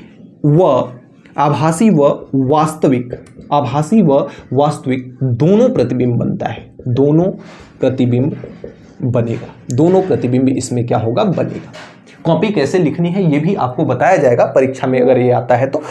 और अगर इसकी हम बात करें तो इसमें जो अवतल लेंस है ना, इसमें वास्तविक प्रतिबिंब नहीं बनते, इसमें केवल और केवल कैसा बनता है, आभासी प्रतिबिंब बनता है। एक बात और ध्यान दीजिएगा, जब कभी भी आभासी प्रतिबिंब बनेगा तो वह हमेशा कैसा बनेगा, अगर आभासी प्रतिबिंब बन रहा है तो हमेशा कैसा बनेगा, सीधा बनेगा। अगर वास्तविक प्रतिबिंब बन रहा है तो हमेशा कैसा बनता है, उल्टा बनता है। दूसरी बात कि यह हमेशा वस्तु से कैसा होता है, छोटा होता है। वस्तु से कैसा होता है, छोटा, और इसमें वस्तु से छोटा भी बना सकते हैं और वस्तु से बड़ा भी बना सकते हैं। ये दोनों बातें समझ लीजिए। अब अगर तीसरे इंपॉर्टेंट पॉइंट की अगर हम बात करें तो इसका उपयोग, ये चूंकि प्रतिबिंब को बड़ा से बड़ा भी बना सकता है, तो इसका उपयोग हम आवर्धक कांच में भी करते हैं, आवर्धक कांच में भी इसका उपयोग करते हैं। दूसरी सबसे बड़ी बात, जो उत्तल लेंस होता है ना, मनुष्य की जो आंख है, मनुष्य के आंख में कौन सा लेंस होता है, उत्तल लेंस होता है। और मनुष्य की आंख का जो उत्तल लेंस होता है वह किससे बना होता है, तो प्रोटीन से बना होता है, याद रखिएगा। तो यह मानव नेत्र में भी इसका उपयोग होता है, मानव नेत्र में, तो मानव नेत्र में इसका उपयोग होता है। दूसरी बात कि जो फोटो इत्यादि फोटोग्राफी वाले जो कैमरा होते हैं, कैमरे में भी इसका उपयोग किया जाता है। और इसका सबसे महत्वपूर्ण एडवांटेज, सबसे महत्वपूर्ण उपयोग आप लोग जानिएगा कि जो अवतल लेंस है ना, निकट दृष्टि दोष के निवारण में किसका उपयोग किया जाता है, अवतल लेंस का। तो इसका उपयोग निकट दृष्टि दोष के, निकट दृष्टि दोष निवारण में यानी कि चश्मे में किसका उपयोग किया जाता है, अवतल लेंस का उपयोग किया जाता है। अब आप लोग कमेंट करके बताइएगा कि निकट दृष्टि दोष किसे कहते हैं और दूर दृष्टि दोष किसे कहते हैं। दृष्टि दोष 3 प्रकार का होता है, निकट दृष्टि दोष, दूर दृष्टि दोष, जरा दृष्टि दोष। तीनों दृष्टि दोष का परिभाषा लिख करके आप लोग कमेंट बॉक्स में हमें बताइएगा। अगले क्रम में जो आपका प्रश्न संख्या 10वां है, प्रश्न संख्या 10वां कहता है कि लेंस की क्षमता क्या है, इसकी इकाई लिखिए। अगर हम बात करते हैं किसकी, पावर ऑफ लेंस, यानी लेंस के क्षमता की, तो जो लेंस की क्षमता होती है, लेंस की क्षमता वह मात्रा होती है जो कि आपको यह बताती है कि कोई भी लेंस प्रकाश की किरणों को कितना अभिसरित करता है या कितना अपसरित करता है। यानी कि कोई भी लेंस किरणों को कितना फैला सकता है या किरणों को कितना एक बिंदु पर केंद्रित कर सकता है, इसकी मात्रा को हम लेंस की क्षमता कहते हैं। इसकी परिभाषा कैसे लिखोगे कि लेंस की क्षमता वह मात्रा होती है जो कि लेंस की अभिसरित या अपसरित करने की मात्रा को प्रदर्शित करती है, लेंस की क्षमता कहलाती है। लेंस की क्षमता को हम उसके फोकस दूरी के क्रम में, फोकस दूरी के व्युत्क्रम के रूप में परिभाषित करते हैं। लेंस की क्षमता को हम उसके फोकस दूरी के रूप में परिभाषित करते हैं, यानी कि जो लेंस की क्षमता होती है वह 1 कितना होती है, 1 फोकस दूरी के बराबर होती है। फोकस दूरी का व्युत्क्रम यानी कि 1 फोकस दूरी के बराबर होती है लेंस की क्षमता। अब इसका मात्रक आपसे बोला है, तो लेंस की क्षमता का जो एसआई यूनिट है, एसआई मात्रक जो है, इसका एसआई मात्रक क्या होता है, इसका एसआई मात्रक होता है डायोप्टर। इसका एसआई मात्रक क्या होता है, डायोप्टर होता है। तो लेंस की क्षमता को हम किसके रूप में परिभाषित करते हैं, लेंस की क्षमता को हम फोकस दूरी के व्युत्क्रम के रूप में परिभाषित करते हैं। यानी लेंस की जो क्षमता होती है उसका सूत्र क्या होता है, 1 फोकस दूरी, और इसका जो एसआई मात्रक है वह क्या होता है, आपका डायोप्टर होता है। एसआई मात्रक क्या होता है, डायोप्टर होता है। इसमें आपका कैपिटल डी भी करके इसको डायोप्टर को आपको दिखाया होगा, ठीक है। और एक चीज आप और याद रखिए, अभिसारी लेंस की जो क्षमता होती है, अभिसारी यानी कि अभिसारी का मतलब कौन, उत्तल लेंस। तो जो अभिसारी लेंस की जो क्षमता होती है वह हमेशा कैसी होती है, लेंस की क्षमता हमेशा कैसी होती है, लेंस की क्षमता, इसकी लेंस की क्षमता हमेशा कैसी होती है, धनात्मक होती है। ये चीज आप याद रखिएगा, बल्कि इसको नोट पॉइंट डाल करके याद रखिएगा कि जो अभिसारी लेंस है यानी कि जो उत्तल लेंस है, इसकी क्षमता हमेशा कैसी होती है, धनात्मक होती है। इसके विपरीत जो आपका अपसारी लेंस है, कौन सा लेंस है, अपसारी, यानी कि अपसारी का मतलब कौन सा, अवतल लेंस। तो जो आपका अवतल लेंस है ना, अवतल लेंस की जो क्षमता होती है, अवतल लेंस की क्षमता हमेशा कैसी होती है? अवतल लेंस की क्षमता हमेशा कैसी होती है? ऋणात्मक होती है। तो अवतल लेंस की क्षमता हमेशा कैसी होती है? ऋणात्मक। और उत्तल लेंस की क्षमता कैसी होती है? धनात्मक होती है। तो इस प्रकार से आप प्रश्न क्रमांक 10 को बना सकते हैं। और ये क्षमता को हम पोटेंशियल यानी कि P से डिनोट करते हैं, यानी हम ये कह सकते हैं कि P इज इक्वल टू 1 कितना होता है? F। फोकस दूरी को स्मॉल f से डिनोट करते हैं। ये इंपॉर्टेंट सूत्र है, इस पर आधारित आपको सवाल भी मिलेंगे, नोट कर लीजिएगा। जो आपका प्रश्न अगले क्रम में नंबर 11 है, यानी प्रश्न क्रमांक 11 का उत्तर आप बोर्ड कॉपी में ऐसे ही लिखेंगे, प्रश्नोत्तर क्रमांक 11। इसको आप कैसे बनाएंगे? इसमें बोल रहा है कि लेंस से संबंधित चिन्ह परिपाटी को आपको क्या करना है? लिखना है। तो अगर मैं यहां पर केवल अभी मैं आपको समझा रहा हूं किसको? केवल मैं आपको समझा रहा हूं उत्तल लेंस को। तो अगर मैं एक यहां पर क्या बना लूं? एक बना लूं उत्तल लेंस। एक क्या बना लूं? उत्तल लेंस। तो उत्तल लेंस कुछ इस प्रकार से होता है, और इसमें जो इसका मध्य बिंदु होता है, जो इसका क्या होता है? मध्य बिंदु होता है। उस मध्य बिंदु को हम प्रकाशिक केंद्र क्या कहते हैं? मध्य बिंदु को प्रकाशिक केंद्र O कहते हैं। प्रकाशिक केंद्र O कहते हैं। इसमें एक मेन एक्सिस भी मैं बनाता हूं। इसमें मैं एक क्या बना रहा हूं? मेन एक्सिस, यानी कि मुख्य अक्ष बना रहे हैं। तो ये इसका मुख्य अक्ष है और ये इसका प्रकाशिक केंद्र है। ये आपका लेंस हो गया। अब इस लेंस की अगर हम बात करें तो इस लेंस में यहां पे आपका होता है f1 जैसा कि आप जानते हो, और यहां पे होता है 2f2, और यहां पे आपका होता है f2 और 2f1, और यहां पे आपका क्या होता है? यहां पे होता है 2f2। इस प्रकार से अब अगर इसके हम चिन्ह परिपाटी की बात करें तो एक सबसे इंपॉर्टेंट पॉइंट आप लोग सबसे पहली चीज याद रखिएगा कि हर एक दूरी को प्रकाशिक केंद्र से मापा जाता है। बस एक चीज आप लोग याद रखिएगा कि चाहे जो भी दूरी हो, चाहे इसके इधर चलना हो, चाहे इसके इधर चलना हो, चाहे इसके ऊपर चलना हो, चाहे इसके नीचे चलना हो, हर दूरी को आप प्रकाशिक केंद्र से ही मापोगे। ये बस बात याद रखना चाहिए। अब अगर ये इसके प्रकाश के किरण की दिशा है, ये किसकी दिशा है? प्रकाश किरण की दिशा, या इसे हम आपतित किरण की दिशा हम कह लें। तो जो दूरी आप प्रकाश के किरण की दिशा के विपरीत मापोगे, ध्यान से सुनिएगा, जो दूरी प्रकाश के किरण की दिशा के विपरीत मापी जाएगी, जैसे कोई वस्तु आपकी यहां रखी हो, कोई वस्तु आपकी कहां रखी है? यहां रखी है। तो अब इस वस्तु की दूरी मापनी है तो कहां से मापी जाएगी? प्रकाशिक केंद्र से। तो प्रकाशिक केंद्र से अगर इसकी दूरी मापनी है तो हम यहां से लेकर के यहां चलेंगे। बताओ चलेंगे कि नहीं?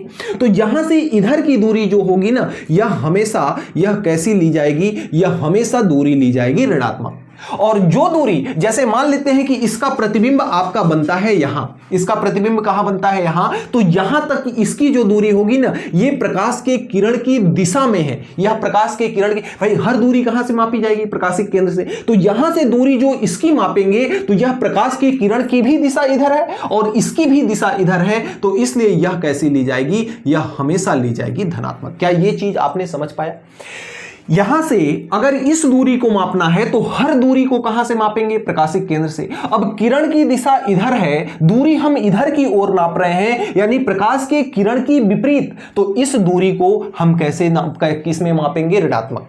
और यहां से अगर इसकी दूरी मापनी है तो प्रकाशिक केंद्र से चलेंगे। प्रकाशिक केंद्र से इधर चल रहे हैं, प्रकाश के किरण की भी दिशा इधर है, तो प्रकाश की किरण की भी दिशा इधर है और हम जिसको माप रहे हैं उसकी भी दिशा इधर है, इसलिए इसको किसमें मापा जाएगा? धनात्मक मापा जाएगा। दूसरी बात, अगर हम इस मुख्य अक्ष के ऊपर कोई दूरी मापते हैं तो इसे हमेशा कैसा लिया जाएगा? इसे हमेशा कैसा लिया जाएगा? धनात्मक लिया जाएगा। और अगर मुख्य अक्ष के नीचे कोई दूरी मापी जा रही है तो इसे हमेशा कैसा मापा जाएगा? इसे हमेशा ऋणात्मक मापा जाएगा। बस यही चिन्ह और परिपाटी है। बस यही चिन्ह और परिपाटी है। अब बस आपको यही ध्यान रखना है कि जो दूरी प्रकाश की किरण की दिशा में होगी, उसे हम धनात्मक, और जो प्रकाश के किरण के विपरीत दिशा में होगी उसे हम कैसे लेंगे, ऋणात्मक लेंगे। और जो दूरी मुख्य अक्ष के ऊपर मापी जाएगी उसे धनात्मक, और जो दूरी मुख्य अक्ष के नीचे मापी जाएगी उसे हम कैसे मापेंगे, उसे हम कैसे मापेंगे, ऋणात्मक मापेंगे।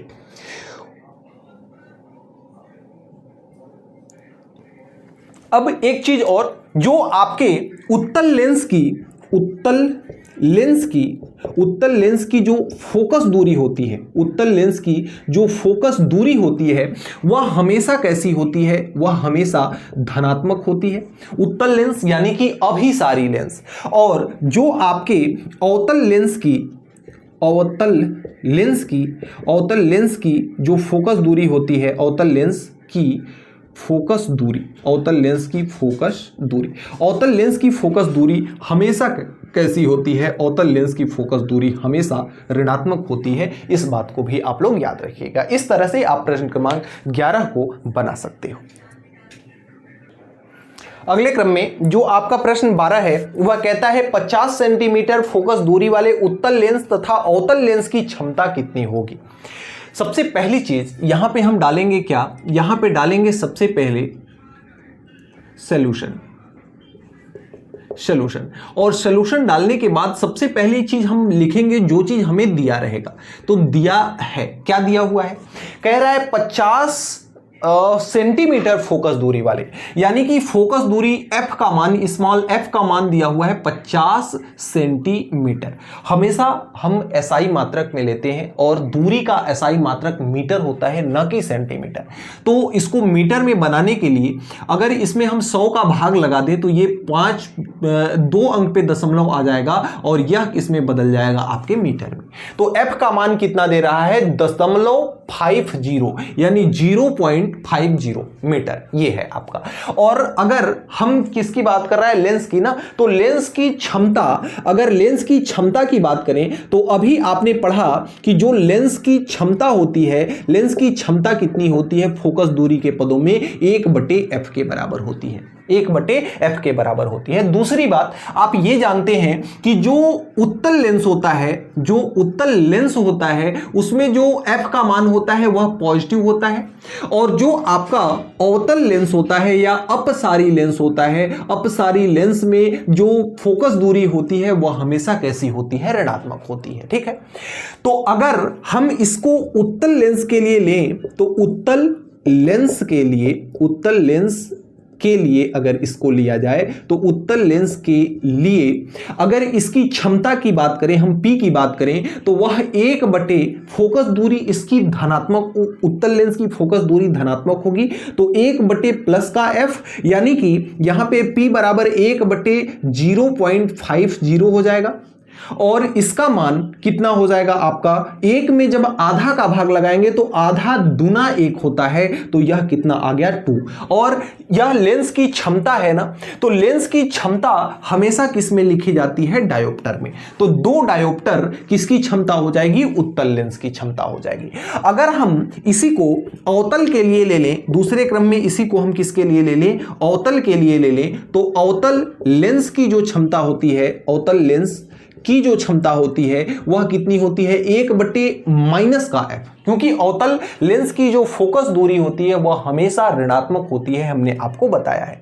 तो यहां से ये जो P का मान हो जाएगा 1/-0.50 हो जाएगा।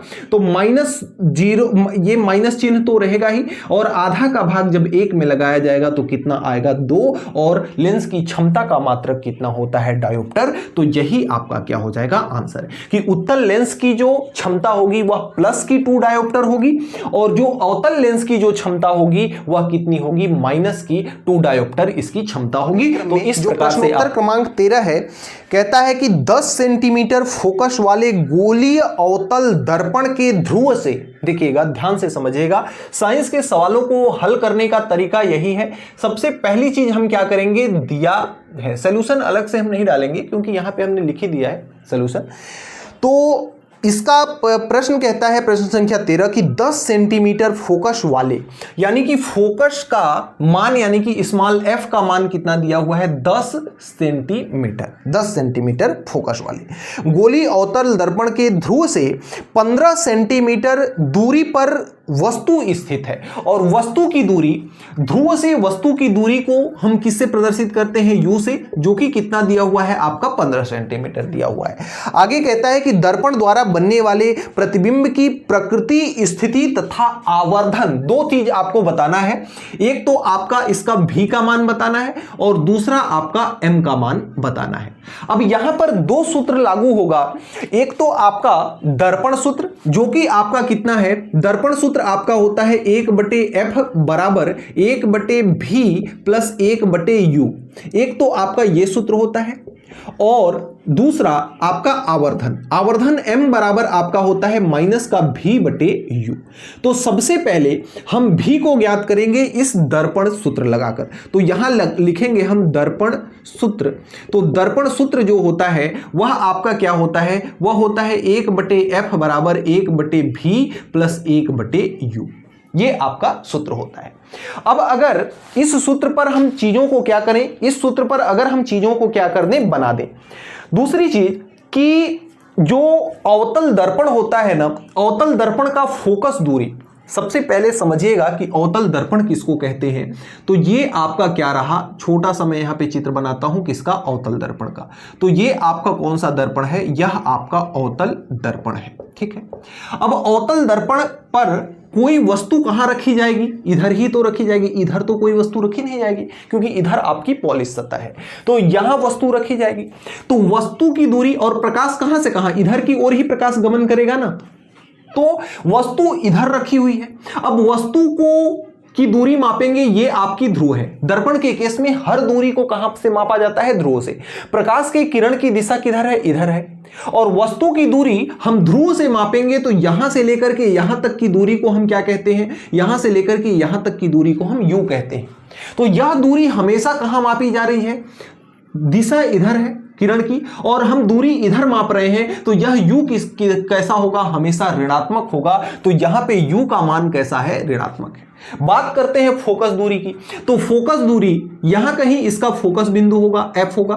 और फोकस दूरी क्या होती है, ध्रुव से फोकस बिंदु के बीच की दूरी फोकस दूरी कहलाती है। अब ध्रुव यहां है, इधर से फोकस की दूरी मापेंगे, फोकस बिंदु की दूरी, तो किरण की दिशा उधर है, दूरी हम इधर माप रहे हैं। तो यह भी किसमें लिया जाएगा, यह भी हमेशा ऋणात्मक लिया जाएगा।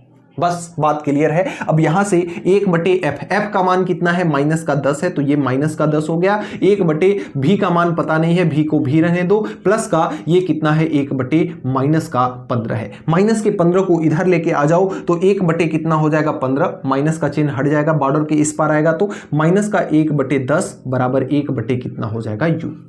अब इसको अगर हम हल करते हैं आगे चल करके, इसको अगर आगे चल करके हल करते हैं तो 10 और 15 का एलसीएम कितना हो जाएगा, 30। 15 से 30 में 2 बार भाग जाएगा, 2 का 1 में मल्टीप्लाई होगा तो 2, माइनस 10 का 3 बार भाग जाएगा, 3 में 1 का मल्टीप्लाई होगा तो कितना होगा, 3। 3/30 ये किसका मान है, 1/u नहीं बल्कि 1/ किसका है, v का। तो 1/v। यहां से अगर आप देखो तो 1/v का मान कितना निकल के आया आपका, 2 में से 1 निकलेगा,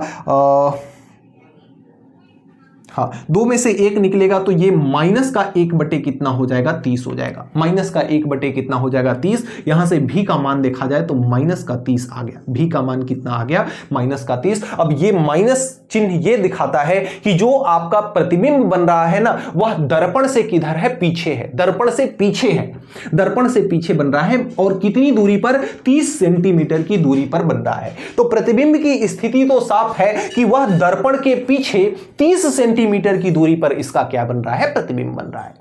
दूसरी बात, इससे आपका क्या पूछा है, आवर्धन। तो आवर्धन m बराबर आपका होता है माइनस का v/u, माइनस का v/ कितना होता है, u होता है। तो यहां से आवर्धन m का मान कितना हो जाएगा, ऊपर में माइनस v दिया हुआ है ना, तो इसका मान कितना हो जाएगा आपका, माइनस का 30 हो जाएगा। और u का मान कितना है, u का मान माइनस का 15 है, तो ये आपका कितना हो जाएगा, माइनस का 15। चूंकि यहां पे ऑलरेडी ये माइनस में है ना, तो v/u ही इसका लिया जाएगा अवतल दर्पण के लिए ना। अवतल दर्पण के लिए इसका मान किस में लिया जाएगा, अवतल दर्पण के लिए ये v/u ही होता है। अगर इसके जगह पे उत्तल दर्पण होता तो माइनस का v/u होता है, ये चीज ध्यान रखिएगा आप। तो ये आपका माइनस का 30 यहां पे ऑलरेडी इसका आया हुआ है मान, तो माइनस का 30/15 यानी कि यह कितना है आपका 2 आ रहा है। और m यानी कि आवर्धन का मतलब क्या है कि जो प्रतिबिंब है वस्तु से कितना गुना बड़ा या कितना गुना छोटा बन रहा है। तो आवर्धन 2 का मतलब यह है कि जो वस्तु का प्रतिबिंब है वस्तु से 2 गुना बन रहा है। वस्तु का कितना बन रहा है, 2 गुना बन रहा है, वस्तु का 2 गुना बन रहा है। तो सबसे पहली चीज कि इसमें क्या क्या बताना था आपको, इसमें बताना था प्रश्न क्रमांक 13 प्रकृति। तो प्रकृति ये चूंकि अवतल दर्पण है तो इसमें हमेशा प्रतिबिंब वास्तविक और उल्टा ही बनता है। तो वास्तविक और उल्टा है, वास्तविक और कैसा है, उल्टा है दूसरी प्रकृति में। और दूसरा चीज क्या बताना है आपको इसमें, दूसरा चीज बताना है स्थिति। तो स्थिति दर्पण के पीछे कितने सेंटीमीटर की दूरी पर, 30 सेंटीमीटर की दूरी पर आपका क्या बनने वाला है, यहां पर प्रतिबिंब बनने वाला है। तो प्रतिबिंब दर्पण के ये दर्पण के पीछे नहीं होगा क्योंकि दर्पण का पीछा ये हो जाएगा ना, और इधर अगर प्रतिबिंब बनता तो कैसा आता, धनात्मक आता। तो यह दर्पण के सामने प्रतिबिंब बन रहा है, इधर प्रतिबिंब बन रहा है और 20 सेंटीमीटर की वस्तु रखी हुई है ना, तो यह 30 सेंटीमीटर की, ध्रुव से इसको मापेंगे, यह 30 सेंटीमीटर की दूरी पर यहां पर इसका क्या बन रहा है, प्रतिबिंब बन रहा है। तो दर्पण के सामने 30 सेंटीमीटर की दूरी पर इसका प्रतिबिंब बन रहा है। प्रतिबिंब कैसा है, वास्तविक है और उल्टा है। तो वास्तविक उल्टा और दर्पण के सामने 30 सेंटीमीटर की दूरी पर प्रतिबिंब बन रहा है और कितना बड़ा है, वस्तु का 2 गुना आकार का, वस्तु से 2 गुना आकार का प्रतिबिंब बन रहा है। तो इस प्रकार से प्रश्नोत्तर क्रमांक 13 को आप बना सकते हो। अगले क्रम में जो इसका प्रश्नोत्तर क्रमांक 14 है, कहता है कि एक गोली उत्तल दर्पण, यहां पे देखिए बात किसकी कर रहा है, उत्तल दर्पण की। तो सबसे पहले प्रश्न में हम क्या लिखेंगे, जो चीज दिया है, क्या क्या दिया है आइए देखते हैं। वक्रता त्रिज्या 30 सेंटीमीटर है, यानी r का मान इसमें कितना दिया हुआ है, r का मान दिया हुआ है कितना, 30 सेंटीमीटर। अगर हमें वक्रता त्रिज्या पता है तो आपका f बराबर होता है r/2, f बराबर स्मॉल f बराबर आपका होता है r/2। तो यानी कि यह कितना हो जाएगा, 30/2, यानी कि कितना हो जाएगा आपका 30/2 यानी कि 15 सेंटीमीटर। तो ये आपका हो जाएगा 15 सेंटीमीटर f का मान। दूसरे क्रम में आपका बोल रहा है कि 5 सेंटीमीटर की लंबाई वाली एक वस्तु दर्पण के ध्रुव के 10 सेंटीमीटर की वस्तु की लंबाई से अभी यहां पे कोई मतलब नहीं है, वस्तु की लंबाई आपका दिया हुआ है 5 सेंटीमीटर और बोल रहा है कि ध्रुव से 10 सेंटीमीटर की दूरी पर वस्तु रखी हुई है, यानी u का मान कितना दे रखा है, u का मान दे रखा है 10 सेंटीमीटर। u का मान कितना दे रखा है, u का मान यहां पर दे रखा है 10 सेंटीमीटर, ठीक है।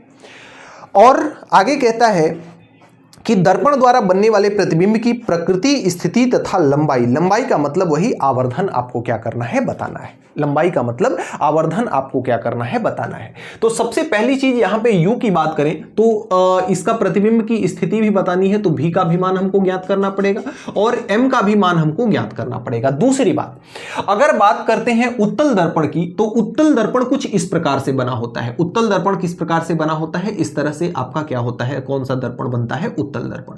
तो ये आपका उत्तल दर्पण है, यह इसका क्या है, ध्रुव है, यह इसका क्या है, ध्रुव है। और हमेशा वस्तु को हम कहां, दर्पण के सामने ही तो रखेंगे ना, तो वस्तु को हमेशा उधर की ओर रखेंगे। अब यहां से किरणें इसकी क्या करेंगी, इधर की ओर जाएंगी, इधर की ओर इसकी किरणें क्या होंगी, जाएंगी।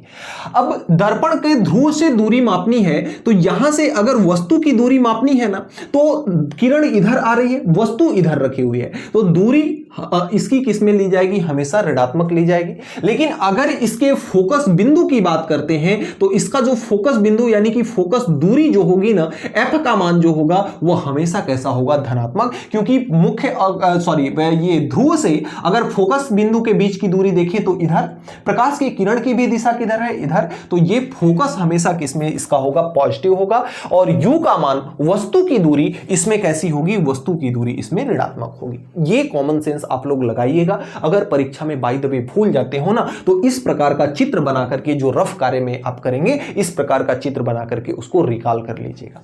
अब यहां पर अगर हम लगाते हैं कौन सा सूत्र, दर्पण सूत्र, तो दर्पण सूत्र जो आपका होता है वह होता है 1/f बराबर 1/v plus 1/v plus 1/u। अब इसी सूत्र को लगाते हैं, 1/f का मान कितना है, 15 है, 1/v का मान तो पता नहीं है, और 1/u का मान कितना है, माइनस का 10 है। -10 को इधर ले आएंगे तो 1/15 प्लस 1 कितना हो जाएगा 10 बराबर 1/v। ये इन दोनों का लसक कितना हो जाएगा 30, 3 प्लस 2 यानी कि 1/v का मान, 1/v का मान यहां से देखा जाए तो 1/v का मान कितना हो जाएगा 3 2 5/30, यानी कि 1/v का मान कितना हो जाएगा 1/6, तो v का मान कितना हो जाएगा प्लस का 6। अब प्लस 6 का मतलब क्या है, प्लस 6 का मतलब है कि प्रतिबिंब दर्पण के पीछे बन रहा है, कलई वाले भाग में, तब तो भाई प्रकाश की दिशा की ओर जा रही है, तब तो प्लस का चिन्ह आ रहा है ना। तो दर्पण के पीछे 6 सेंटीमीटर की दूरी पर क्या बन रहा है, प्रतिबिंब बन रहा है। यह बात तो क्लियर हो गई। दूसरी बात कि अगर दर्पण के पीछे प्रतिबिंब बन रहा है तो हमेशा कैसा होगा, आभासी होगा। हमेशा कैसा होगा, आभासी और सीधा होगा। तो प्रकृति इसकी कैसी है, आभासी और सीधा है। स्थिति कहां है, दर्पण के पीछे 6 सेंटीमीटर की दूरी पर। अब अगर इसके आवर्धन की बात करें तो उत्तल लेंस के आवर्धन का मान हो जाएगा -v/u। अब यहां पे अगर हम m का मान निकालें तो -v का मान कितना है, 6 है, और u का मान कितना है, 10 है। u का मान कितना है, -10 है। अब यहां से माइनस कट गया और ये कितना आ गया आपका 3 दूना 6 और 5 दूना 10। इसको अगर हम काटते हैं तो 5 छक 30 होता है, यानी 0.6 आपका आ जाएगा उत्तर। 0.6 आपका क्या आ जाएगा उत्तर, यानी कि जो प्रतिबिंब है वह कितना बन रहा है, वस्तु का 0.6 गुना, वस्तु का 0.6 गुना। तो आपकी वस्तु की लंबाई, तो यहां से अगर हम प्रतिबिंब की लंबाई ज्ञात करें, प्रतिबिंब की लंबाई कैसे ज्ञात करते हैं, ध्यान से समझिएगा। प्रतिबिंब की लंबाई, अगर प्रतिबिंब की लंबाई निकाले तो वस्तु का इतना गुना, तो वस्तु का कितना गुना, 0.6 गुना, वस्तु का 0.6 गुना। वस्तु का लंबाई कितना है, 5 सेंटीमीटर दिया हुआ है, का मतलब गुणा और 0.6, तो ये 5 × 0.6, 5 × 6 का मतलब 6 पंचे 30, एक अंक पे दशमलव, यानी 3 सेंटीमीटर का आपका क्या बनेगा, 3 सेंटीमीटर का प्रतिबिंब बनेगा। अगर 5 सेंटीमीटर की वस्तु है तो उसका प्रतिबिंब यहां पे कितना बनेगा, 3 सेंटीमीटर का प्रतिबिंब बनेगा। इस प्रकार से आप प्रश्न क्रमांक 14 को बना सकते हैं। अगले क्रम में जो आपका प्रश्नोत्तर क्रमांक 15 है, कहता है कि एक गोली अवतल दर्पण की, यहां पे देखिएगा ध्यान से, बात कर रहा है अवतल दर्पण की, फोकस दूरी 10 सेंटीमीटर है। तो सबसे पहली चीज यहां पे हम लिखेंगे दिया है, क्या चीज दिया हुआ है, अवतल दर्पण की फोकस दूरी। तो अगर हम बात करते हैं फोकस दूरी की, तो अवतल दर्पण की जो फोकस दूरी होती है, अभी हमने देखा किसी होती है ऋणात्मक, तो अवतल दर्पण की जो फोकस दूरी दिया हुआ है 10 सेंटीमीटर दिया हुआ है। आगे कहता है कि वस्तु का 5 गुना बड़ा प्रतिबिंब बनाने के लिए वस्तु को दर्पण से कितनी दूरी पर रखा जाए। पहला आपका है प्रतिबिंब कैसा हो, पहला आपका प्रतिबिंब हो वास्तविक, पहला आपका प्रतिबिंब कैसा हो, वास्तविक। तो अगर वास्तविक प्रतिबिंब के लिए, तो वास्तविक प्रतिबिंब के लिए जब इसको हम क्या करेंगे, सॉल्व करेंगे, वास्तविक प्रतिबिंब के लिए इसको जब हम सॉल्व करेंगे तो वास्तविक प्रतिबिंब के लिए जो आवर्धन m का मान होता है वह कैसा होता है, ऋणात्मक, और आवर्धन का मान दिया हुआ है 5। एक नोट पॉइंट में हमने लिखवाया था ना कि जब प्रतिबिंब कैसा हो, वास्तविक हो, तो आवर्धन हमेशा कैसा होता है, ऋणात्मक, और जब प्रतिबिंब हमेशा कैसा हो, आभासी हो, तो आवर्धन कैसा होता है, धनात्मक। अब आपको पता है कि आवर्धन का मान कितना होता है, आवर्धन का मान होता है आपका v/u, आवर्धन का मान कितना होता है, v/u। अब यहां पर अगर हम बात करते हैं आवर्धन की, तो आवर्धन का मान होता है v/u, ठीक है। तो यहां से अगर इसकी बात हम करें तो m का मान कितना दिया हुआ है -5, तो ये आपका कितना हो गया -5 बराबर ये v बटे u है, तो v बटे कितना हो जाएगा u को इधर भेजेंगे तो v बराबर -5u, बताओ होगा कि नहीं, v बराबर -5u। अब अगर यहां से v का मान हमको पता चल गया और f का मान हमको पता है, तो यहां से अगर हम दर्पण सूत्र लगा दें 1/f बराबर 1/v plus 1/u, 1/v plus 1/u करते हैं, मान रखते हैं तो 1/f, f का मान कितना है -10, तो इसके जगह पे हमने रख लिया -10। 1/v का मान कितना है -5u है, प्लस 1/ कितना है u है। अगर इसे हल करें तो 1/-10 इधर है, इन दोनों का एलसीएम कितना हो जाएगा -5u हो जाएगा, या इस माइनस को हम यहां रख दें तो कोई दिक्कत की बात नहीं है। 5u का भाग लगाएंगे, 5u के साथ 1 जाएगा, 1 का -1 के साथ मल्टीप्लाई करेंगे -1, u का 5u के साथ मल्टीप्लाई करेंगे 5 आएगा, 5 का 1 में मल्टीप्लाई करेंगे 5 आ जाएगा। अब इसको अगर हम हल करते हैं तो माइनस का 1/10 इधर है और इधर कितना है, 1 में से 5 निकल जाएगा तो आपका कितना बचेगा +4/5u। अब 5u को इधर मल्टीप्लाई करेंगे तो माइनस का 5u बराबर का कितना हो जाएगा 40, 8 पंचे 40, यानी u का मान -8 सेंटीमीटर, u का मान कितना है -8 सेंटीमीटर। अब यहां पर ध्यान दीजिएगा, प्रतिबिंब वास्तविक स्थिति की बात कर रहा है, प्रतिबिंब की वास्तविक स्थिति की बात कर रहा है और दर्पण कैसा है, आपका अवतल है। अगर आपको प्रतिबिंब निर्माण का, हमने इसका जो वीडियो लेक्चर है ना, इसके थ्योरी क्लास का पूरा बनाया हुआ है, अगर आपने नहीं देखा है तो प्लेलिस्ट में जाकर के जरूर देखिएगा, वहां से आप कॉन्सेप्ट सीखेंगे। कॉन्सेप्ट यहां पर क्या लागू होगा कि यहां पर इसका क्या होगा, वक्रता केंद्र होगा और यहां पे इसका मुख्य फोकस होगा। आपको फोकस दूरी बता रहा है कितना, -10 सेंटीमीटर, यानी यहां से यहां तक की लंबाई कितना है -10 सेंटीमीटर। लेकिन अगर वस्तु की दूरी यहां पे कितना आ रहा है -8, तो वस्तु का दूरी ये -10 यहां तक की दूरी है, तो -8 आपका यहां होगा कहीं ना, तो वस्तु आपकी यहां रखी होगी।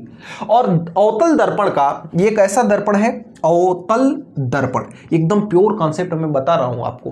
अवतल दर्पण का ये खासियत है ना कि जब कभी भी फोकस के अंदर अगर वस्तु रखी हो, एक कंडीशन ऐसा होता है कि फोकस के अंदर अगर कोई वस्तु रखी हो तो इसका प्रतिबिंब वास्तविक नहीं बनता, बल्कि कैसा बनता है, आभासी बनता है। वास्तविक नहीं बनता बल्कि कैसा बनता है, आभासी बनता है। इस बात को आप नोट करके रखिएगा, इसलिए यह उत्तर इसके लिए पर्याप्त नहीं होगा, यह उत्तर इसके लिए पर्याप्त नहीं होगा। आइए चलते हैं, सबसे पहले आभासी के लिए भी चेक कर ले, फिर इस बारे में डिस्कस करेंगे। तो अगर हम बात करते हैं किसकी, आभासी के लिए, तो आभासी प्रतिबिंब जो होता है, आभासी प्रतिबिंब के लिए जो आवर्धन होगा ना, उसका मान कैसा होगा, धनात्मक होगा, तो ये प्लस का 5 हो जाएगा। प्लस का कितना हो जाएगा 5, तो m बराबर v/u होता है, तो m बराबर, m का मान कितना है +5 है, तो u/v, यानी कि हम कह सकते हैं कि u बराबर कितना हो जाएगा, v/u ना, v/u, तो u बराबर कितना, v बराबर कितना हो जाएगा, v बराबर u इधर आएगा तो 5u हो जाएगा। ठीक है। अब अगर इसके लिए हम दर्पण सूत्र लगाएं, दर्पण सूत्र, तो दर्पण सूत्र इसके लिए लगेगा तो क्या होगा, दर्पण सूत्र लगाएंगे तो 1/f बराबर 1/v प्लस 1/u। अब यहां से 1/-10 है तो -10 ले लिए, ये 1/5u प्लस का 1/ कितना है, u है। 1/5u प्लस 1/u करेंगे तो माइनस का 1/10, ये आपका हो जाएगा 5u, 5 1 हो जाएगा, ये 5 जाएगा तो 5 और 1 कितना हो जाएगा 6। 5u का मल्टीप्लाई करेंगे तो माइनस का 5u बराबर कितना हो जाएगा 60, तो यहां से 5 से 60 12 बार में कट जाएगा, तो u का मान कितना आ जाएगा -12 सेंटीमीटर, -12 सेंटीमीटर। अब बात यहां ये आती है कि ये आपका जो दूरी है ये -12 आ रहा है, यानी उस कंडीशन में, दूसरे वाले कंडीशन में -12 का मतलब यह है कि यह वस्तु -10 से थोड़ा सा आगे, यानी कि यहां कहीं होगी, और -8 का मतलब है वस्तु यहां कहीं होगी। तो एक बात श्योर है कि जब वस्तु यहां रखी जाएगी ना, तो इससे बनने वाला प्रतिबिंब हमेशा आभासी होगा। तो यह मान जो है किसके लिए, आभासी के लिए है, और यह मान हमेशा किसके लिए है। और जब फोकस के इधर वस्तु रखी जाएगी ना, तो चित्र आभासी बनने का कोई सवाल ही नहीं है, इमेज के आभासी बनने का कोई सवाल नहीं है। तो ये आपका वास्तविक के लिए हो जाएगा, यानी कि वास्तविक प्रतिबिंब बनाने के लिए वस्तु को -12 सेंटीमीटर की दूरी पर रखेंगे और आभासी प्रतिबिंब बनाने के लिए वस्तु को -8 सेंटीमीटर की दूरी पर रखेंगे। ये लॉजिक आप लोग लगाइएगा। ये बहुत ऊंची चीज है, बहुत ऊंची चीज है, बहुत छोटी सी है, लेकिन एकदम कॉन्सेप्ट से भरा हुआ चीज है। ठीक है, तो इस तरह से आप प्रश्न क्रमांक 15 को बना सकते हैं। अगले क्रम में आपका है प्रश्न क्रमांक 16, जो कि कहता है एक गोली उत्तल दर्पण। यहां पे बात किसकी किया है? उत्तल दर्पण की। तो हम चलेंगे उत्तर दर्पण के हिसाब से। तो यहां पे दिया है, क्या चीज दिया हुआ है? जो चीज गिवन है लिखते हैं। कहता है कि वक्रता त्रिज्या कितनी है? 30 सेंटीमीटर है। वक्रता त्रिज्या 30 सेंटीमीटर है। आर की वैल्यू कितना दे रखा है? 30 सेंटीमीटर। तो यहां से एफ का मान कितना हो जाएगा? r/2 यानी कि 30/2 यानी कि कितना? 15 सेंटीमीटर आर का मान हो जाएगा। दर्पण से 12 सेंटीमीटर की दूरी पर रखी वस्तु का प्रतिबिंब कहां और कैसा बनेगा? यानी वस्तु का जो दूरी दिया हुआ है, कितना दिया हुआ है? 12। तो इस दूरी को हम किस में लेंगे? माइनस में लेंगे। और बात उत्तल दर्पण की किया है, तो उत्तल दर्पण की फोकस दूरी जो होती है वह धनात्मक होती है। तो यह इसका किस में लिया जाएगा? धनात्मक लिया जाएगा। प्रतिबिंब कहां बनेगा? बस आपको यह चीज क्या करना है? बताना है। यह और यदि दर्पण अवतल होता तो प्रतिबिंब कहां बनेगा? अवतल होता तो प्रतिबिंब कहां बनेगा? ये दोनों बातें इसमें क्या किया है? पूछा है। आइए सबसे पहले उत्तल के लिए देखते हैं। हम लगाते हैं यहां पे दर्पण सूत्र। तो उत्तल के लिए अगर हम दर्पण सूत्र लगाएं तो उत्तल दर्पण के लिए ये किसके लिए है? उत्तल के लिए दर्पण सूत्र। तो 1/f बराबर 1/v प्लस 1/u, ये आपका सूत्र होता है। 1/f का मान कितना है? यहां पे 15 है। 1/f का मान 15 है। 1/v का मान आपको नहीं पता है, और प्लस का 1/ ये कितना है? माइनस का 12 है। इसको उधर लाएंगे तो माइनस से ये प्लस हो जाएगा। 1/15 प्लस 1/ कितना हो जाएगा? 12 बराबर 1/v। इसको अगर देखा जाए तो इन दोनों का एलसीएम 60 हो जाएगा। 12 आपका ये 15 चौका 60 होता है, तो ये 4 बार जाएगा, और ये 12 पंचे 60 5 बार जाएगा, तो ये प्लस का 5 हो जाएगा 1/v। अब यहां से इसको अगर हम हल करेंगे तो 1/v का मान कितना निकल के आएगा? 5 4 9 कितना हो जाएगा? 60। 9 कितना हो जाएगा? 60।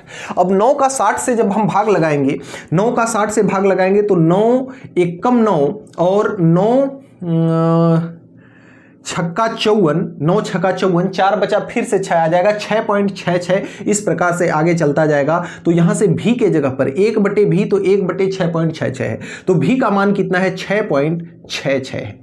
v का मान कितना है? 6.66, और ये क्या आ जाएगा? आपका सेंटीमीटर। आपसे पूछा क्या था इसमें कि वस्तु का प्रतिबिंब कहां और कैसा बनेगा? वस्तु का प्रतिबिंब कहां और कैसा बनेगा? तो चूंकि दर्पण ये कैसा था? उत्तल दर्पण था। दर्पण कैसा था? उत्तल दर्पण था। तो यहां पर वस्तु का जो प्रतिबिंब बन रहा है ना, उत्तल दर्पण में प्रतिबिंब इसका कैसा बनेगा? यहां पे आभासी बनेगा और सीधा बनेगा। और कह रहा है कि यदि दर्पण अवतल हो तो प्रतिबिंब कहां पे बनेगा? अगर दर्पण अवतल होगा तो इसमें परिवर्तन क्या होगा? बस दर्पण सूत्र में आपका परिवर्तन होगा यदि दर्पण अवतल हो तो जो आपका दर्पण सूत्र है, दर्पण सूत्र, वह क्या हो जाएगा? सूत्र तो आपका वही रहेगा, बस चिन्ह को थोड़ा सा बदलना पड़ेगा। आइए बदलते हैं। अवतल दर्पण की जो फोकस दूरी है वह भी ऋणात्मक हो जाती है। तो 1/, ये कितना हो जाता? माइनस का 15 हो जाता, बराबर 1/v तो रहेगा ही भी, और u का मान तो हर एक जगह आपका कैसा होता है? ऋणात्मक होता है। तो ये आपका माइनस का 12 हो जाता। -12 इधर लाएंगे तो 1/ माइनस का 15 और प्लस का ये 12 इधर आएगा, तो प्लस का 1/12 हो जाएगा, इधर बचेगा 1/v। इन दोनों का एलसीएम कितना हो जाएगा? 60। ये भाग कितनी बार में जाएगा? 4 बार में, तो माइनस का 4 प्लस का ये कितना आपका हो जाएगा? 12 पंचे 60 5 बार जाएगा, 1/v। यहां से अगर देखा जाए तो ये यहां पे 1 हो जाएगा और 1 बचेगा, और ये कितना हो जाएगा? 60 बराबर 1/v। तो यहां से v बराबर कितना हो जाएगा? 60 सेंटीमीटर, यानी कि प्लस का 60 कहने का मतलब कि यदि दर्पण अवतल हो तो यह दर्पण के सामने दर्पण के सॉरी अवतल दर्पण है ना, हाँ, तो दर्पण के पीछे 60 सेंटीमीटर की दूरी पर क्या बनेगा, 60 सेंटीमीटर की दूरी पर प्रतिबिंब आपका बनेगा।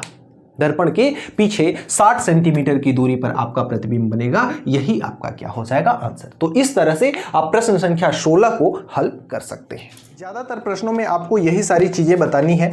फिर से प्रश्न संख्या 17 जो है यह कहता है कि उत्तल दर्पण से 30 सेंटीमीटर रखी वस्तु, यानी कि इसमें जो दिया है सबसे पहले इसको लिखते हैं, और जो चीज दिया हुआ है वस्तु की दूरी जिसे हम u से प्रदर्शित करते हैं, ध्रुव से वस्तु की दूरी, तो यह कितना दिया हुआ है 30 सेंटीमीटर। दर्पण कैसा है, उत्तल है, और उत्तल हो या अवतल हो u का मान हमेशा कैसा होता है, ऋणात्मक होता है, तो ऋणात्मक ही होगा। और कहता है कि दूरी वस्तु का प्रतिबिंब 10 सेंटीमीटर की दूरी पर बनता है, v का मान कितना है 10 सेंटीमीटर इसमें दिया हुआ है। दर्पण कैसा है, उत्तल है। उत्तल दर्पण का जो प्रतिबिंब होता है, ध्यान से समझिएगा कैसा किधर बनेगा। ये आपका उत्तल दर्पण हो गया, ये आपका कैसा दर्पण हो गया, उत्तल दर्पण हो गया। वस्तु को इधर कहीं पे क्या किया जाता है, रखा जाता है, किरणें यहां से होकर के क्या करती हैं, गुजरती हैं। इसका यहां पे क्या होता है, फोकस होता है, और यहां पे इसका वक्रता केंद्र होता है। अब चूंकि ये रिफ्लेक्शन जब होगा ना, तो ये कुछ इस प्रकार से किरणें इसकी रिफ्लेक्शन के बाद जाती हैं, तो इसका जो प्रतिबिंब बनता है ना, हमेशा क्या बनता है, दर्पण के सामने इधर की ओर बनता है। और इधर जब कभी भी प्रतिबिंब बनेगा तो यहां से दूरी जब मापेंगे तो हमेशा कैसा लिया जाएगा, धनात्मक लिया जाएगा। तो उत्तल दर्पण में भी का मान हमेशा कैसा होता है, भी का मान हमेशा पॉजिटिव होता है। ये चीज आप ध्यान रखिएगा, तो भी का मान पॉजिटिव होगा। उत्तल दर्पण की फोकस दूरी ज्ञात करना है। फोकस दूरी ज्ञात करने के लिए हम यहां पे क्या लगाएंगे, दर्पण सूत्र लगाएंगे। तो जब दर्पण सूत्र लगाएंगे तो 1/f बराबर 1/v प्लस 1/ कितना हो जाएगा, u हो जाएगा। अब बस इसी पे मान रख करके हमको हल कर देना है।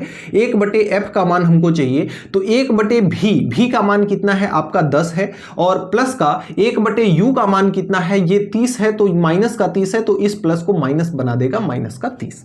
1/f बराबर कितना हो जाएगा 30, और 10 का एलसीएम हो जाएगा 30, 3 बार जाएगा तो 3, और ये 1 बार जाएगा तो 1, तो 1/f बराबर आपका हो जाएगा 2/30, और ये कटेगा जब, तो यहां से 1/f बराबर 1/ कितना आ जाएगा आपका 15, 1/ कितना आ जाएगा 15, 2 1 कम 2, 15 दूना 30।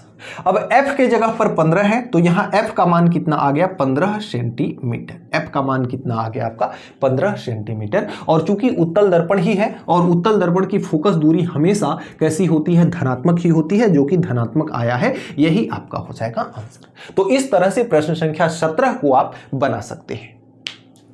क्रम में जो प्रश्न संख्या 18 है, कहता है कि एक अवतल लेंस की फोकस दूरी 12 सेंटीमीटर है यदि किसी वस्तु को लेंस के फोकस पर रखा जाए। कभी भी अगर आपका अवतल लेंस है, अवतल लेंस के अगर हम फोकस पर वस्तु को रख देते हैं तो उस पर उसका जो प्रतिबिंब बनता है वह अनंत पर बनता है। तो एक लाइन में इसका उत्तर लिख दीजिएगा कि यदि अवतल लेंस की फोकस पर वस्तु को लेंस की फोकस पर यदि रखा जाएगा तो उसका प्रतिबिंब जो है कैसा बनता है, अनंत पर बनता है। इसको हल करने की कोई जरूरत है नहीं। हल करने की जरूरत प्रश्न संख्या 19 को है, जो कि कहता है कि एक उत्तल लेंस की फोकस दूरी 15 सेंटीमीटर है। एक उत्तल लेंस की फोकस दूरी कितना है, एक उत्तल लेंस की फोकस दूरी है 15 सेंटीमीटर। अब अगर 15 सेंटीमीटर फोकस दूरी है तो इसमें दिया हुआ है, बात कर रहा है उत्तल लेंस की, ध्यान दीजिएगा। और इसका जो फोकस दूरी f बता रहा है, हमने आपको बताया कि उत्तल लेंस की जो फोकस दूरी होती है हमेशा धनात्मक, और अवतल लेंस यानी अपसारी लेंस की फोकस दूरी हमेशा ऋणात्मक होती है। तो इसकी फोकस दूरी बोल रहा है कितना, आपका 15 सेंटीमीटर। तो f का मान उत्तल लेंस है, इसलिए आपका प्लस का 15 सेंटीमीटर हो जाएगा। किसी वस्तु का प्रतिबिंब, वास्तविक प्रतिबिंब बनाने के लिए आवर्धन कैसा होना चाहिए, ऋणात्मक होना चाहिए। 3 गुना बड़ा प्रतिबिंब बनने के लिए वस्तु को लेंस के सामने कहां रखना पड़ेगा, यह चीज आपको बताना है। वस्तु का प्रतिबिंब 3 गुना बड़ा बनाना है, यानी m का मान कितना दे रखा है, m का मान दे रखा है 3। ठीक है। एक बात और कि यदि आपको, एक इंपॉर्टेंट बात कि यदि आपको प्रतिबिंब कैसा बनाना है, वास्तविक, तो प्रतिबिंब अगर आपका वास्तविक हो तो वास्तविक प्रतिबिंब के लिए जो आवर्धन m है ना, वह कैसा हो जाएगा, -3 हो जाएगा। आवर्धन कैसा हो जाएगा, -3। अगर हम आवर्धन सूत्र लगाएं तो ये आपका होता है v/u, तो m का मान v/u, और ये आपका m का मान कितना है, -3 है, तो इधर आपका -3 हो जाएगा v/u, u का मल्टीप्लाई होगा तो v बराबर -3u हो जाएगा। अब अगर यहां पर हम सूत्र लगाएं, कौन सा, लेंस सूत्र, तो लेंस सूत्र कितना होता है, लेंस सूत्र होता है 1/f बराबर 1/v माइनस 1/u होता है। यहां से अगर हम बात करें 1/f का मान, तो f का मान कितना है, 15 है, और बराबर 1/ये कितना है, 3u है, माइनस का 3u है, और माइनस का 1/u है। ठीक, अब इसको अगर हम देखें तो इस माइनस को हम यहां भी कर सकते हैं अपनी जानकारी के लिए, तो ये आपका ये हो जाएगा, इसका एलसीएम कितना हो जाएगा, 3u, एक बार भाग जाएगा और यहां 3 बार भाग जाएगा, तो ये 3 का मल्टीप्लाई होगा तो कितना हो जाएगा, 3। अब इसको अगर हल किया जाए तो यहां से आपका कितना हो जाएगा, 3 और 1 कितना, इधर 1/15 है, और इधर 3 और 1 कितना हो जाएगा, -4, और इधर कितना हो जाएगा, 3u। अब एक चीज और कर सकते हैं हम, एक चीज और कर सकते हैं, क्या, 3 से इसको कटा सकते हैं कितने बार में, 3 × 5 = 15, तो यहां पे केवल 1/5 हो जाएगा, और यहां पे केवल कितना हो जाएगा, u हो जाएगा। u का मल्टीप्लाई इसमें होगा, 5 का मल्टीप्लाई इसमें होगा, तो -20 सेंटीमीटर, यानी वस्तु की दूरी हमें कितना रखना पड़ेगा, 20 सेंटीमीटर रखना पड़ेगा, तब वस्तु का प्रतिबिंब 3 गुना बड़ा और कैसा प्रतिबिंब बनेगा, वास्तविक प्रतिबिंब बनेगा। और यही अगर आभासी प्रतिबिंब की बात करता तो m का मान हम कितना रखते, +3 रखते, उसके बाद इस चीज को हम क्या करते, लगाते। यही आपका क्या हो जाएगा आंसर, प्रश्न संख्या 19 का। प्रश्न संख्या 19 का आंसर आपका इस तरह से बना सकते हैं। क्रम में आइए देखते हैं प्रश्न क्रमांक 20 को, जो कि कहता है कि एक अवतल लेंस की फोकस दूरी। अब यहां पर देखिए अवतल लेंस की बात किया है, और अवतल लेंस की फोकस दूरी हमेशा ऋणात्मक होती है, जो कि दिया है 30 सेंटीमीटर। ठीक है, लेंस की फोकस पर 30 सेंटीमीटर फोकस पर रखा हुआ है, 30 सेंटीमीटर की लंबी वस्तु रखने पर प्रतिबिंब की स्थिति एवं आकार का आपको क्या करना है, स्थिति एवं आकार का क्या करना है, गणना करना है। आपको बोल रहा है लेंस की फोकस पर, फोकस दूरी आपकी है 30 सेंटीमीटर।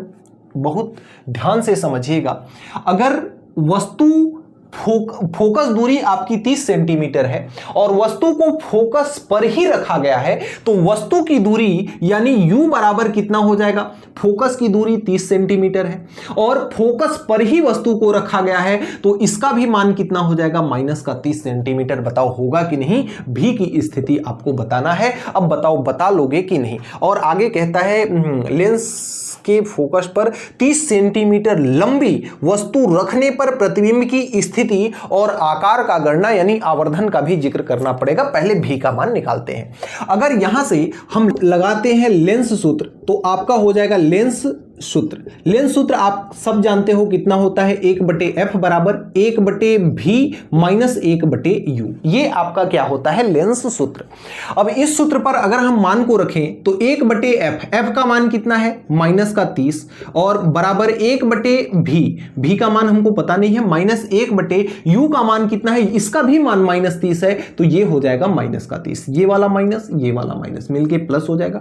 अब इसको जब इधर उठा करके लाएंगे तो माइनस का 1/30 इधर है, ये प्लस में हो गया, ये वाला माइनस इस प्लस को माइनस को प्लस बना देगा, तो ये इधर जब आएगा तो फिर से माइनस का 1/30 हो जाएगा बराबर 1/v। बताओ होगा कि नहीं। अब यहां से अगर दोनों का हर बराबर है तो अंश ऐसे ही जुड़ जाएगा, -1 बराबर 1/v। यहां से अगर इसको जोड़ते हैं तो 1/v बराबर -2 डिवाइड बाई कितना हो जाएगा, 30। तो ये 1/v बराबर -1 कितना हो जाएगा, 15। इस माइनस को अगर यहां ले आ दें तो v बराबर कितना हो जाएगा, -15 सेंटीमीटर। यानी वस्तु का प्रतिबिंब जो है वह -15 सेंटीमीटर पर बनेगा, यानी वस्तु के ही तरफ 15 सेंटीमीटर की दूरी पर वस्तु का प्रतिबिंब बनेगा। अब दूसरी बात, आकार की भी बात किया है कि प्रतिबिंब का आकार कितना होगा। तो जो वस्तु का आकार है, वस्तु का आकार, वस्तु का आकार जो है वह दिया है कितना, 30 सेंटीमीटर। हम जानते हैं कि आवर्धन m बराबर होता है v बटे यू। m बराबर कितना होता है, v बटे यू। तो यहां से m का मान कितना हो जाएगा, v का मान कितना है -15, u का मान कितना है -30, कट करके m का मान कितना आ जाएगा 1/2। यानी वस्तु का प्रतिबिंब जो है वस्तु का आधा बन रहा है, वस्तु का आधा बन रहा है। और वस्तु का आधा यानी प्रतिबिंब की लंबाई कितनी हो जाएगी, प्रतिबिंब की लंबाई, प्रतिबिंब की लंबाई, प्रतिबिंब की लंबाई कितनी है, वस्तु का आधा। वस्तु कितनी लंबी है, 30 सेंटीमीटर, 30 का आधा यानी 1/2 यानी कि 15 सेंटीमीटर का आपका प्रतिबिंब बना। यही आपका हो जाएगा आंसर। तो इस तरह से प्रश्न क्रमांक 20 को आप बना सकते हो बिना किसी दिक्कत के। अगले क्रम में प्रश्न क्रमांक 21 आपका है कि एक अवतल लेंस से 30 सेंटीमीटर दूरी पर, अब देखिए यहां पे फिर अवतल लेंस की बात किया है, यानी इसकी फोकस दूरी जो दिया हुआ है आपका, अवतल लेंस की फोकस दूरी हमेशा कैसी होती है, अवतल लेंस की फोकस दूरी हमेशा ऋणात्मक ली जाती है। तो इसकी फोकस दूरी -30 सेंटीमीटर हो जाएगा। आगे कहता है कि वस्तु रखने पर बनने वाले प्रतिबिंब का आकार वस्तु के आकार का 2/3 बनता है, यानी m का मान, आवर्धन का मान कितना दे रखा है, 2/3 बनता है। प्रतिबिंब का दूरी पर वस्तु रखने पर बनने वाले प्रतिबिंब का आकार वस्तु के आकार का 2/3 बनता है। तो लेंस की फोकस दूरी आपको क्या करनी है, बतानी है। सबसे पहली चीज कि m का मान जो होता है वह होता है v/u। m का मान कितना होता है, v/u। एक चीज और, इसमें क्या बोल रहा है ना, फोकस दूरी तो पूछा है ना, फोकस दूरी नहीं, 30 सेंटीमीटर दूरी पर रखी वस्तु, यानी u का मान आपको दिया है माइनस का। u का मान हमेशा अवतल लेंस के लिए माइनस ऋणात्मक ही लिया जाता है। और f का मान यहां से आपको पूछ रहा है, f का मान पूछा है इसमें। तो अगर आप इसमें सबसे पहले इसका मान रखो तो इसका मान दिया है 2/3, v का मान हमको पता नहीं है, u का मान कितना दिया हुआ है -30, तो ये हो गया -30। यहां से -30 को इधर लाएंगे तो 30 दूना के कितना हो जाएगा, -60। इधर से 3 को इधर लाएंगे तो ये कितना हो जाएगा, 3 भी। 3 से ये 20 बार में कट जाएगा। तो यहां से जो v का मान निकल के आया वह कितना आया, -20 सेंटीमीटर। v का मान आपको पता चल गया कितना है, -20 सेंटीमीटर। अब यहां से अगर आप लगाते हो लेंस सूत्र, क्या लगाते हो, लेंस सूत्र, तो लेंस सूत्र आपका होता है 1/f बराबर 1/v माइनस का 1/u। माइनस का कितना होता है, 1/u।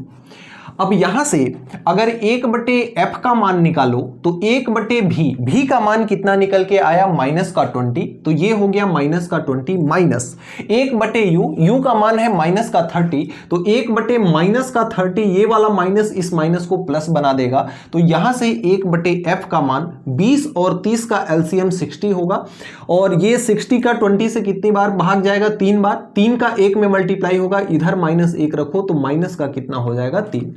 30 का भाग लगाओगे 60 में 2 बार जाएगा, 2 का मल्टीप्लाई 1 में करोगे तो प्लस का 2। 1/f बराबर ऊपर में बचा -1, नीचे में बचा 60, तो 1/f बराबर इसको हम 1/-60 भी लिख सकते हैं। तो यहां से f बराबर कितना आया, -60 सेंटीमीटर। अवतल लेंस की जो फोकस दूरी होती है वह ऋणात्मक होती है। फोकस दूरी आपसे पूछा था जो कि -60 सेंटीमीटर, यही आपका क्या हो जाएगा, आंसर। प्रश्न संख्या 21 का जो प्रश्न क्रमांक 22 है, कहता है कि 50 सेंटीमीटर फोकस दूरी वाले उत्तल लेंस।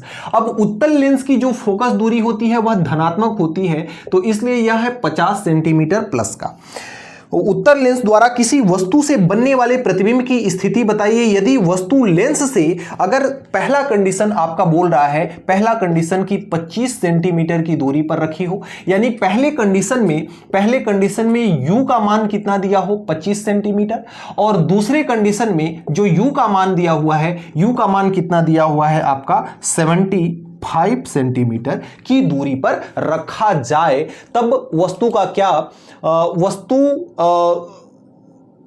के बनने वाले प्रतिबिंब की आपको क्या पूछ रहा है, स्थिति।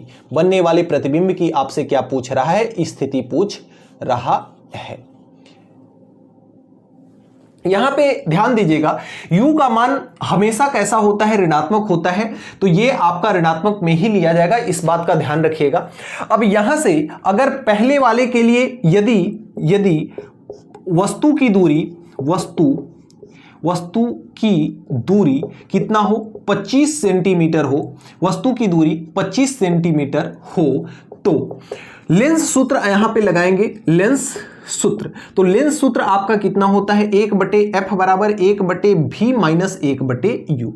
यहां से 1/f, f का मान कितना है 50 दिया हुआ है, और बराबर 1/v का मान नहीं पता है, माइनस ये कितना है, माइनस का 25 यहां पे रखेंगे u का मान, तो इस माइनस को प्लस बना देगा, कितना हो जाएगा 25। 25 को इधर लाएंगे तो 1/50 माइनस 1/ कितना हो जाएगा 25 बराबर 1/v।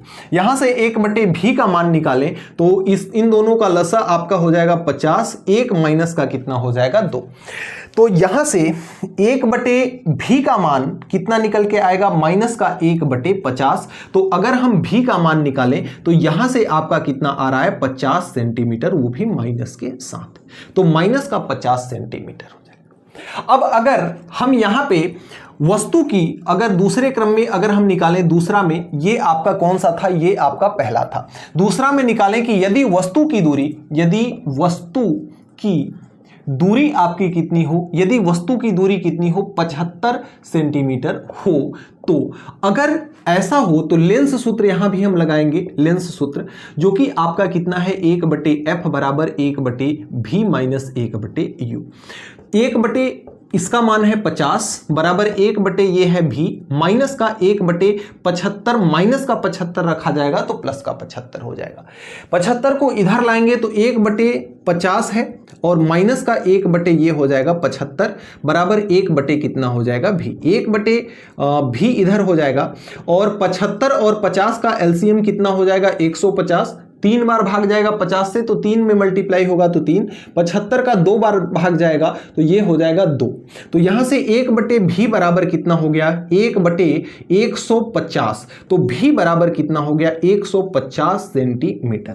तो यदि वस्तु को हम 25 सेंटीमीटर की दूरी पर रखते हैं तो वह उसका प्रतिबिंब कितने पे बनेगा, आपका 50 सेंटीमीटर पर बनेगा। प्रतिबिंब कितने पे बनेगा, 50 सेंटीमीटर की दूरी पर बनेगा।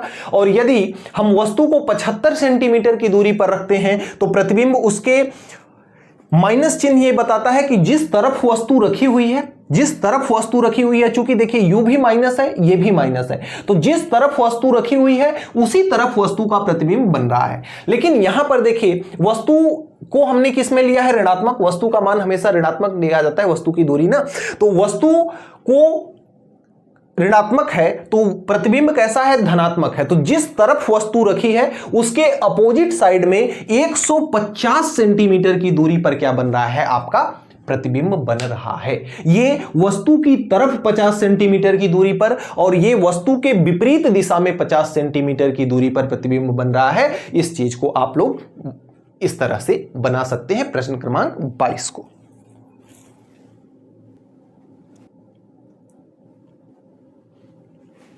अगले क्रम में आपका प्रश्न संख्या 23 है, कहता है 1.5 D क्षमता वाले, यानी इसमें देखिए जो दिया है लेंस की क्षमता P बराबर दिया है 1.5 डायोप्टर, ठीक है।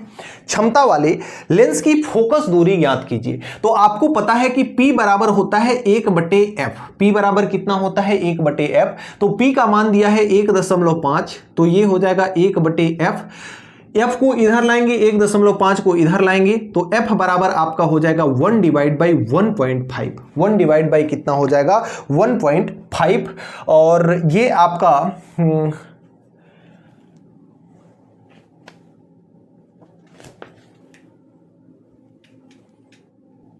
तो यहां से जब हम 1.5 का भाग लगाएंगे 1 के साथ तो ये 0 पॉइंट कितना चला जाएगा 15 यहां पे मान लेते हैं, तो ये 0 पॉइंट नहीं, ये आपका कितना जाएगा, हाँ 0 पॉइंट, ये आपका 1.5 है तो ये आपका 6 जाएगा, 15 छक्का 90, फिर 10 आएगा, 15 छक्का 90, यानी कि आपका जो ये आपका हो जाएगा किसमें, सेंटीमीटर में। कितना हो जाएगा ये सेंटीमीटर में, सॉरी ये मीटर में होगा ना, क्योंकि ये डायोप्टर आपका एसआई मात्रक है तो यह मीटर में हो जाएगा। या हम इसको लिख सकते हैं 6 या 67 सेंटीमीटर, ये आपका क्या हो जाएगा, आंसर हो जाएगा। आपके बुक में यहाँ पे 50 सेंटीमीटर दिया है, जो कि 50 सेंटीमीटर किसी प्रकार से होगा नहीं, तो इसलिए इसको आप लोग 67 सेंटीमीटर आप लोग बना लेंगे। लगभग में ये है, किसमें है, लगभग में। अगर हम इसके लास्ट सवाल यानी कि 24 नंबर के क्वेश्चंस की अगर बात करें तो कहता है 20 सेंटीमीटर फोकस दूरी वाले अवतल लेंस की क्षमता बताइए। 20 सेंटीमीटर फोकस दूरी वाले यानी f बराबर कितना दिया है, 20 सेंटीमीटर। 20 सेंटीमीटर फोकस सॉरी कौन सा लेंस बोला है, अवतल लेंस। अवतल लेंस की फोकस दूरी हमेशा किसमें होती है, ऋणात्मक होती है। इस बात को भी आपको याद रखना है। दूसरी बात कि इसका एसआई मात्रक, एसआई यूनिट लेना है तो ये माइनस का 0.2 सेंटीमीटर के जगह पे क्या हो जाएगा, ये मीटर। सेंटीमीटर से इसको हमने किस में बदल दिया, मीटर में। अब जो आपका P बराबर होता है वह 1 क्या होता है, F होता है। तो P बराबर 1/F का मान कितना है, माइनस का 0.2 है। तो यहां से P बराबर कितना हो जाएगा, ये 0.21 से कितनी बार में कटेगा, 5 बार में, लेकिन ये माइनस है तो माइनस का 5 डायोप्टर उस लेंस की क्या हो जाएगी, क्षमता हो जाएगी। और आपने पढ़ा भी है कि अवतल लेंस की क्षमता जो है ऋणात्मक होती है और उत्तल लेंस की क्षमता हमेशा कैसी होती है, धनात्मक होती है। तो इस बात को आपको याद रखना है। इस प्रकार से आपके अभ्यास प्रश्नावली के सभी प्रश्न आपके कंप्लीट होते हैं। एक बच्चा जो है बार बार कमेंट कर रहा था, जिसके लिए मैंने ये वीडियो इतनी बाध्यता के साथ बनाया, और उस बच्चे का नाम मैं आपको लेना चाहूँगा आज के इस लास्ट सेशन के समय।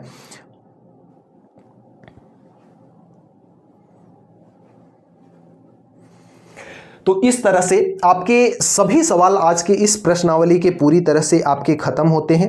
अब ये आपका जो प्रश्नावली था, इस प्रश्नावली की के लिए एक बच्चा जो था वेद प्रकाश मालाकार, इन्होंने बार बार कई बार मेरे को व्हाट्सएप मैसेज किया कि सर पढ़ाइए पढ़ाइए। मैंने उस मैसेज के कारण आपका ये जो चैप्टर है, इस चैप्टर्स को मैंने एकदम लाइटली लेकर के पढ़ाया और एकदम डीप में हर एक चीज़ों को समझाया, बिल्कुल सहज सरल और आसान भाषा में।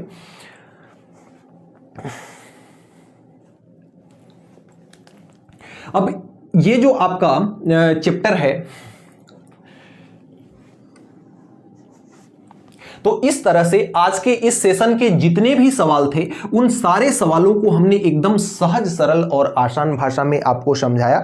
एक विद्यार्थी है, एक स्टूडेंट है वेद प्रकाश मालाकार, जिन्होंने बार बार व्हाट्सएप पर हमारे मैसेज किया कि सर इस चैप्टर को पढ़ाइए। मैंने उनकी मजबूरी को समझा, क्योंकि ये चैप्टर के जितने भी सवाल हैं ना, इसके कंसेप्ट को प्योर समझाना बहुत मुश्किल काम है, और बहुत सारे टीचर एकदम शॉर्ट में समझा देते हैं, जो कि आपके 1 फुट बाउंस करता हुआ निकल जाता है। मैंने प्रयास ये किया है कि हर एक सवाल को एकदम तोड़ करके आपको बिल्कुल बेसिक के साथ समझाया जाए, बिल्कुल तोड़ करके बेसिक के साथ समझाने का प्रयास किया है। वीडियो कैसी लगी कमेंट बॉक्स में कमेंट करके जरूर बताइएगा। मिलते हैं फिर नेक्स्ट वीडियो में। यदि किसी भी प्रश्नावली के अंदर आपको कोई दिक्कत होती है, कोई क्वेरी होती है, तो निश्चित तौर पर कमेंट बॉक्स का उपयोग कीजिएगा। मैं वीडियो आपको लिए लेकर के आऊंगा। मिलते हैं, तब तक के लिए गुड बाय।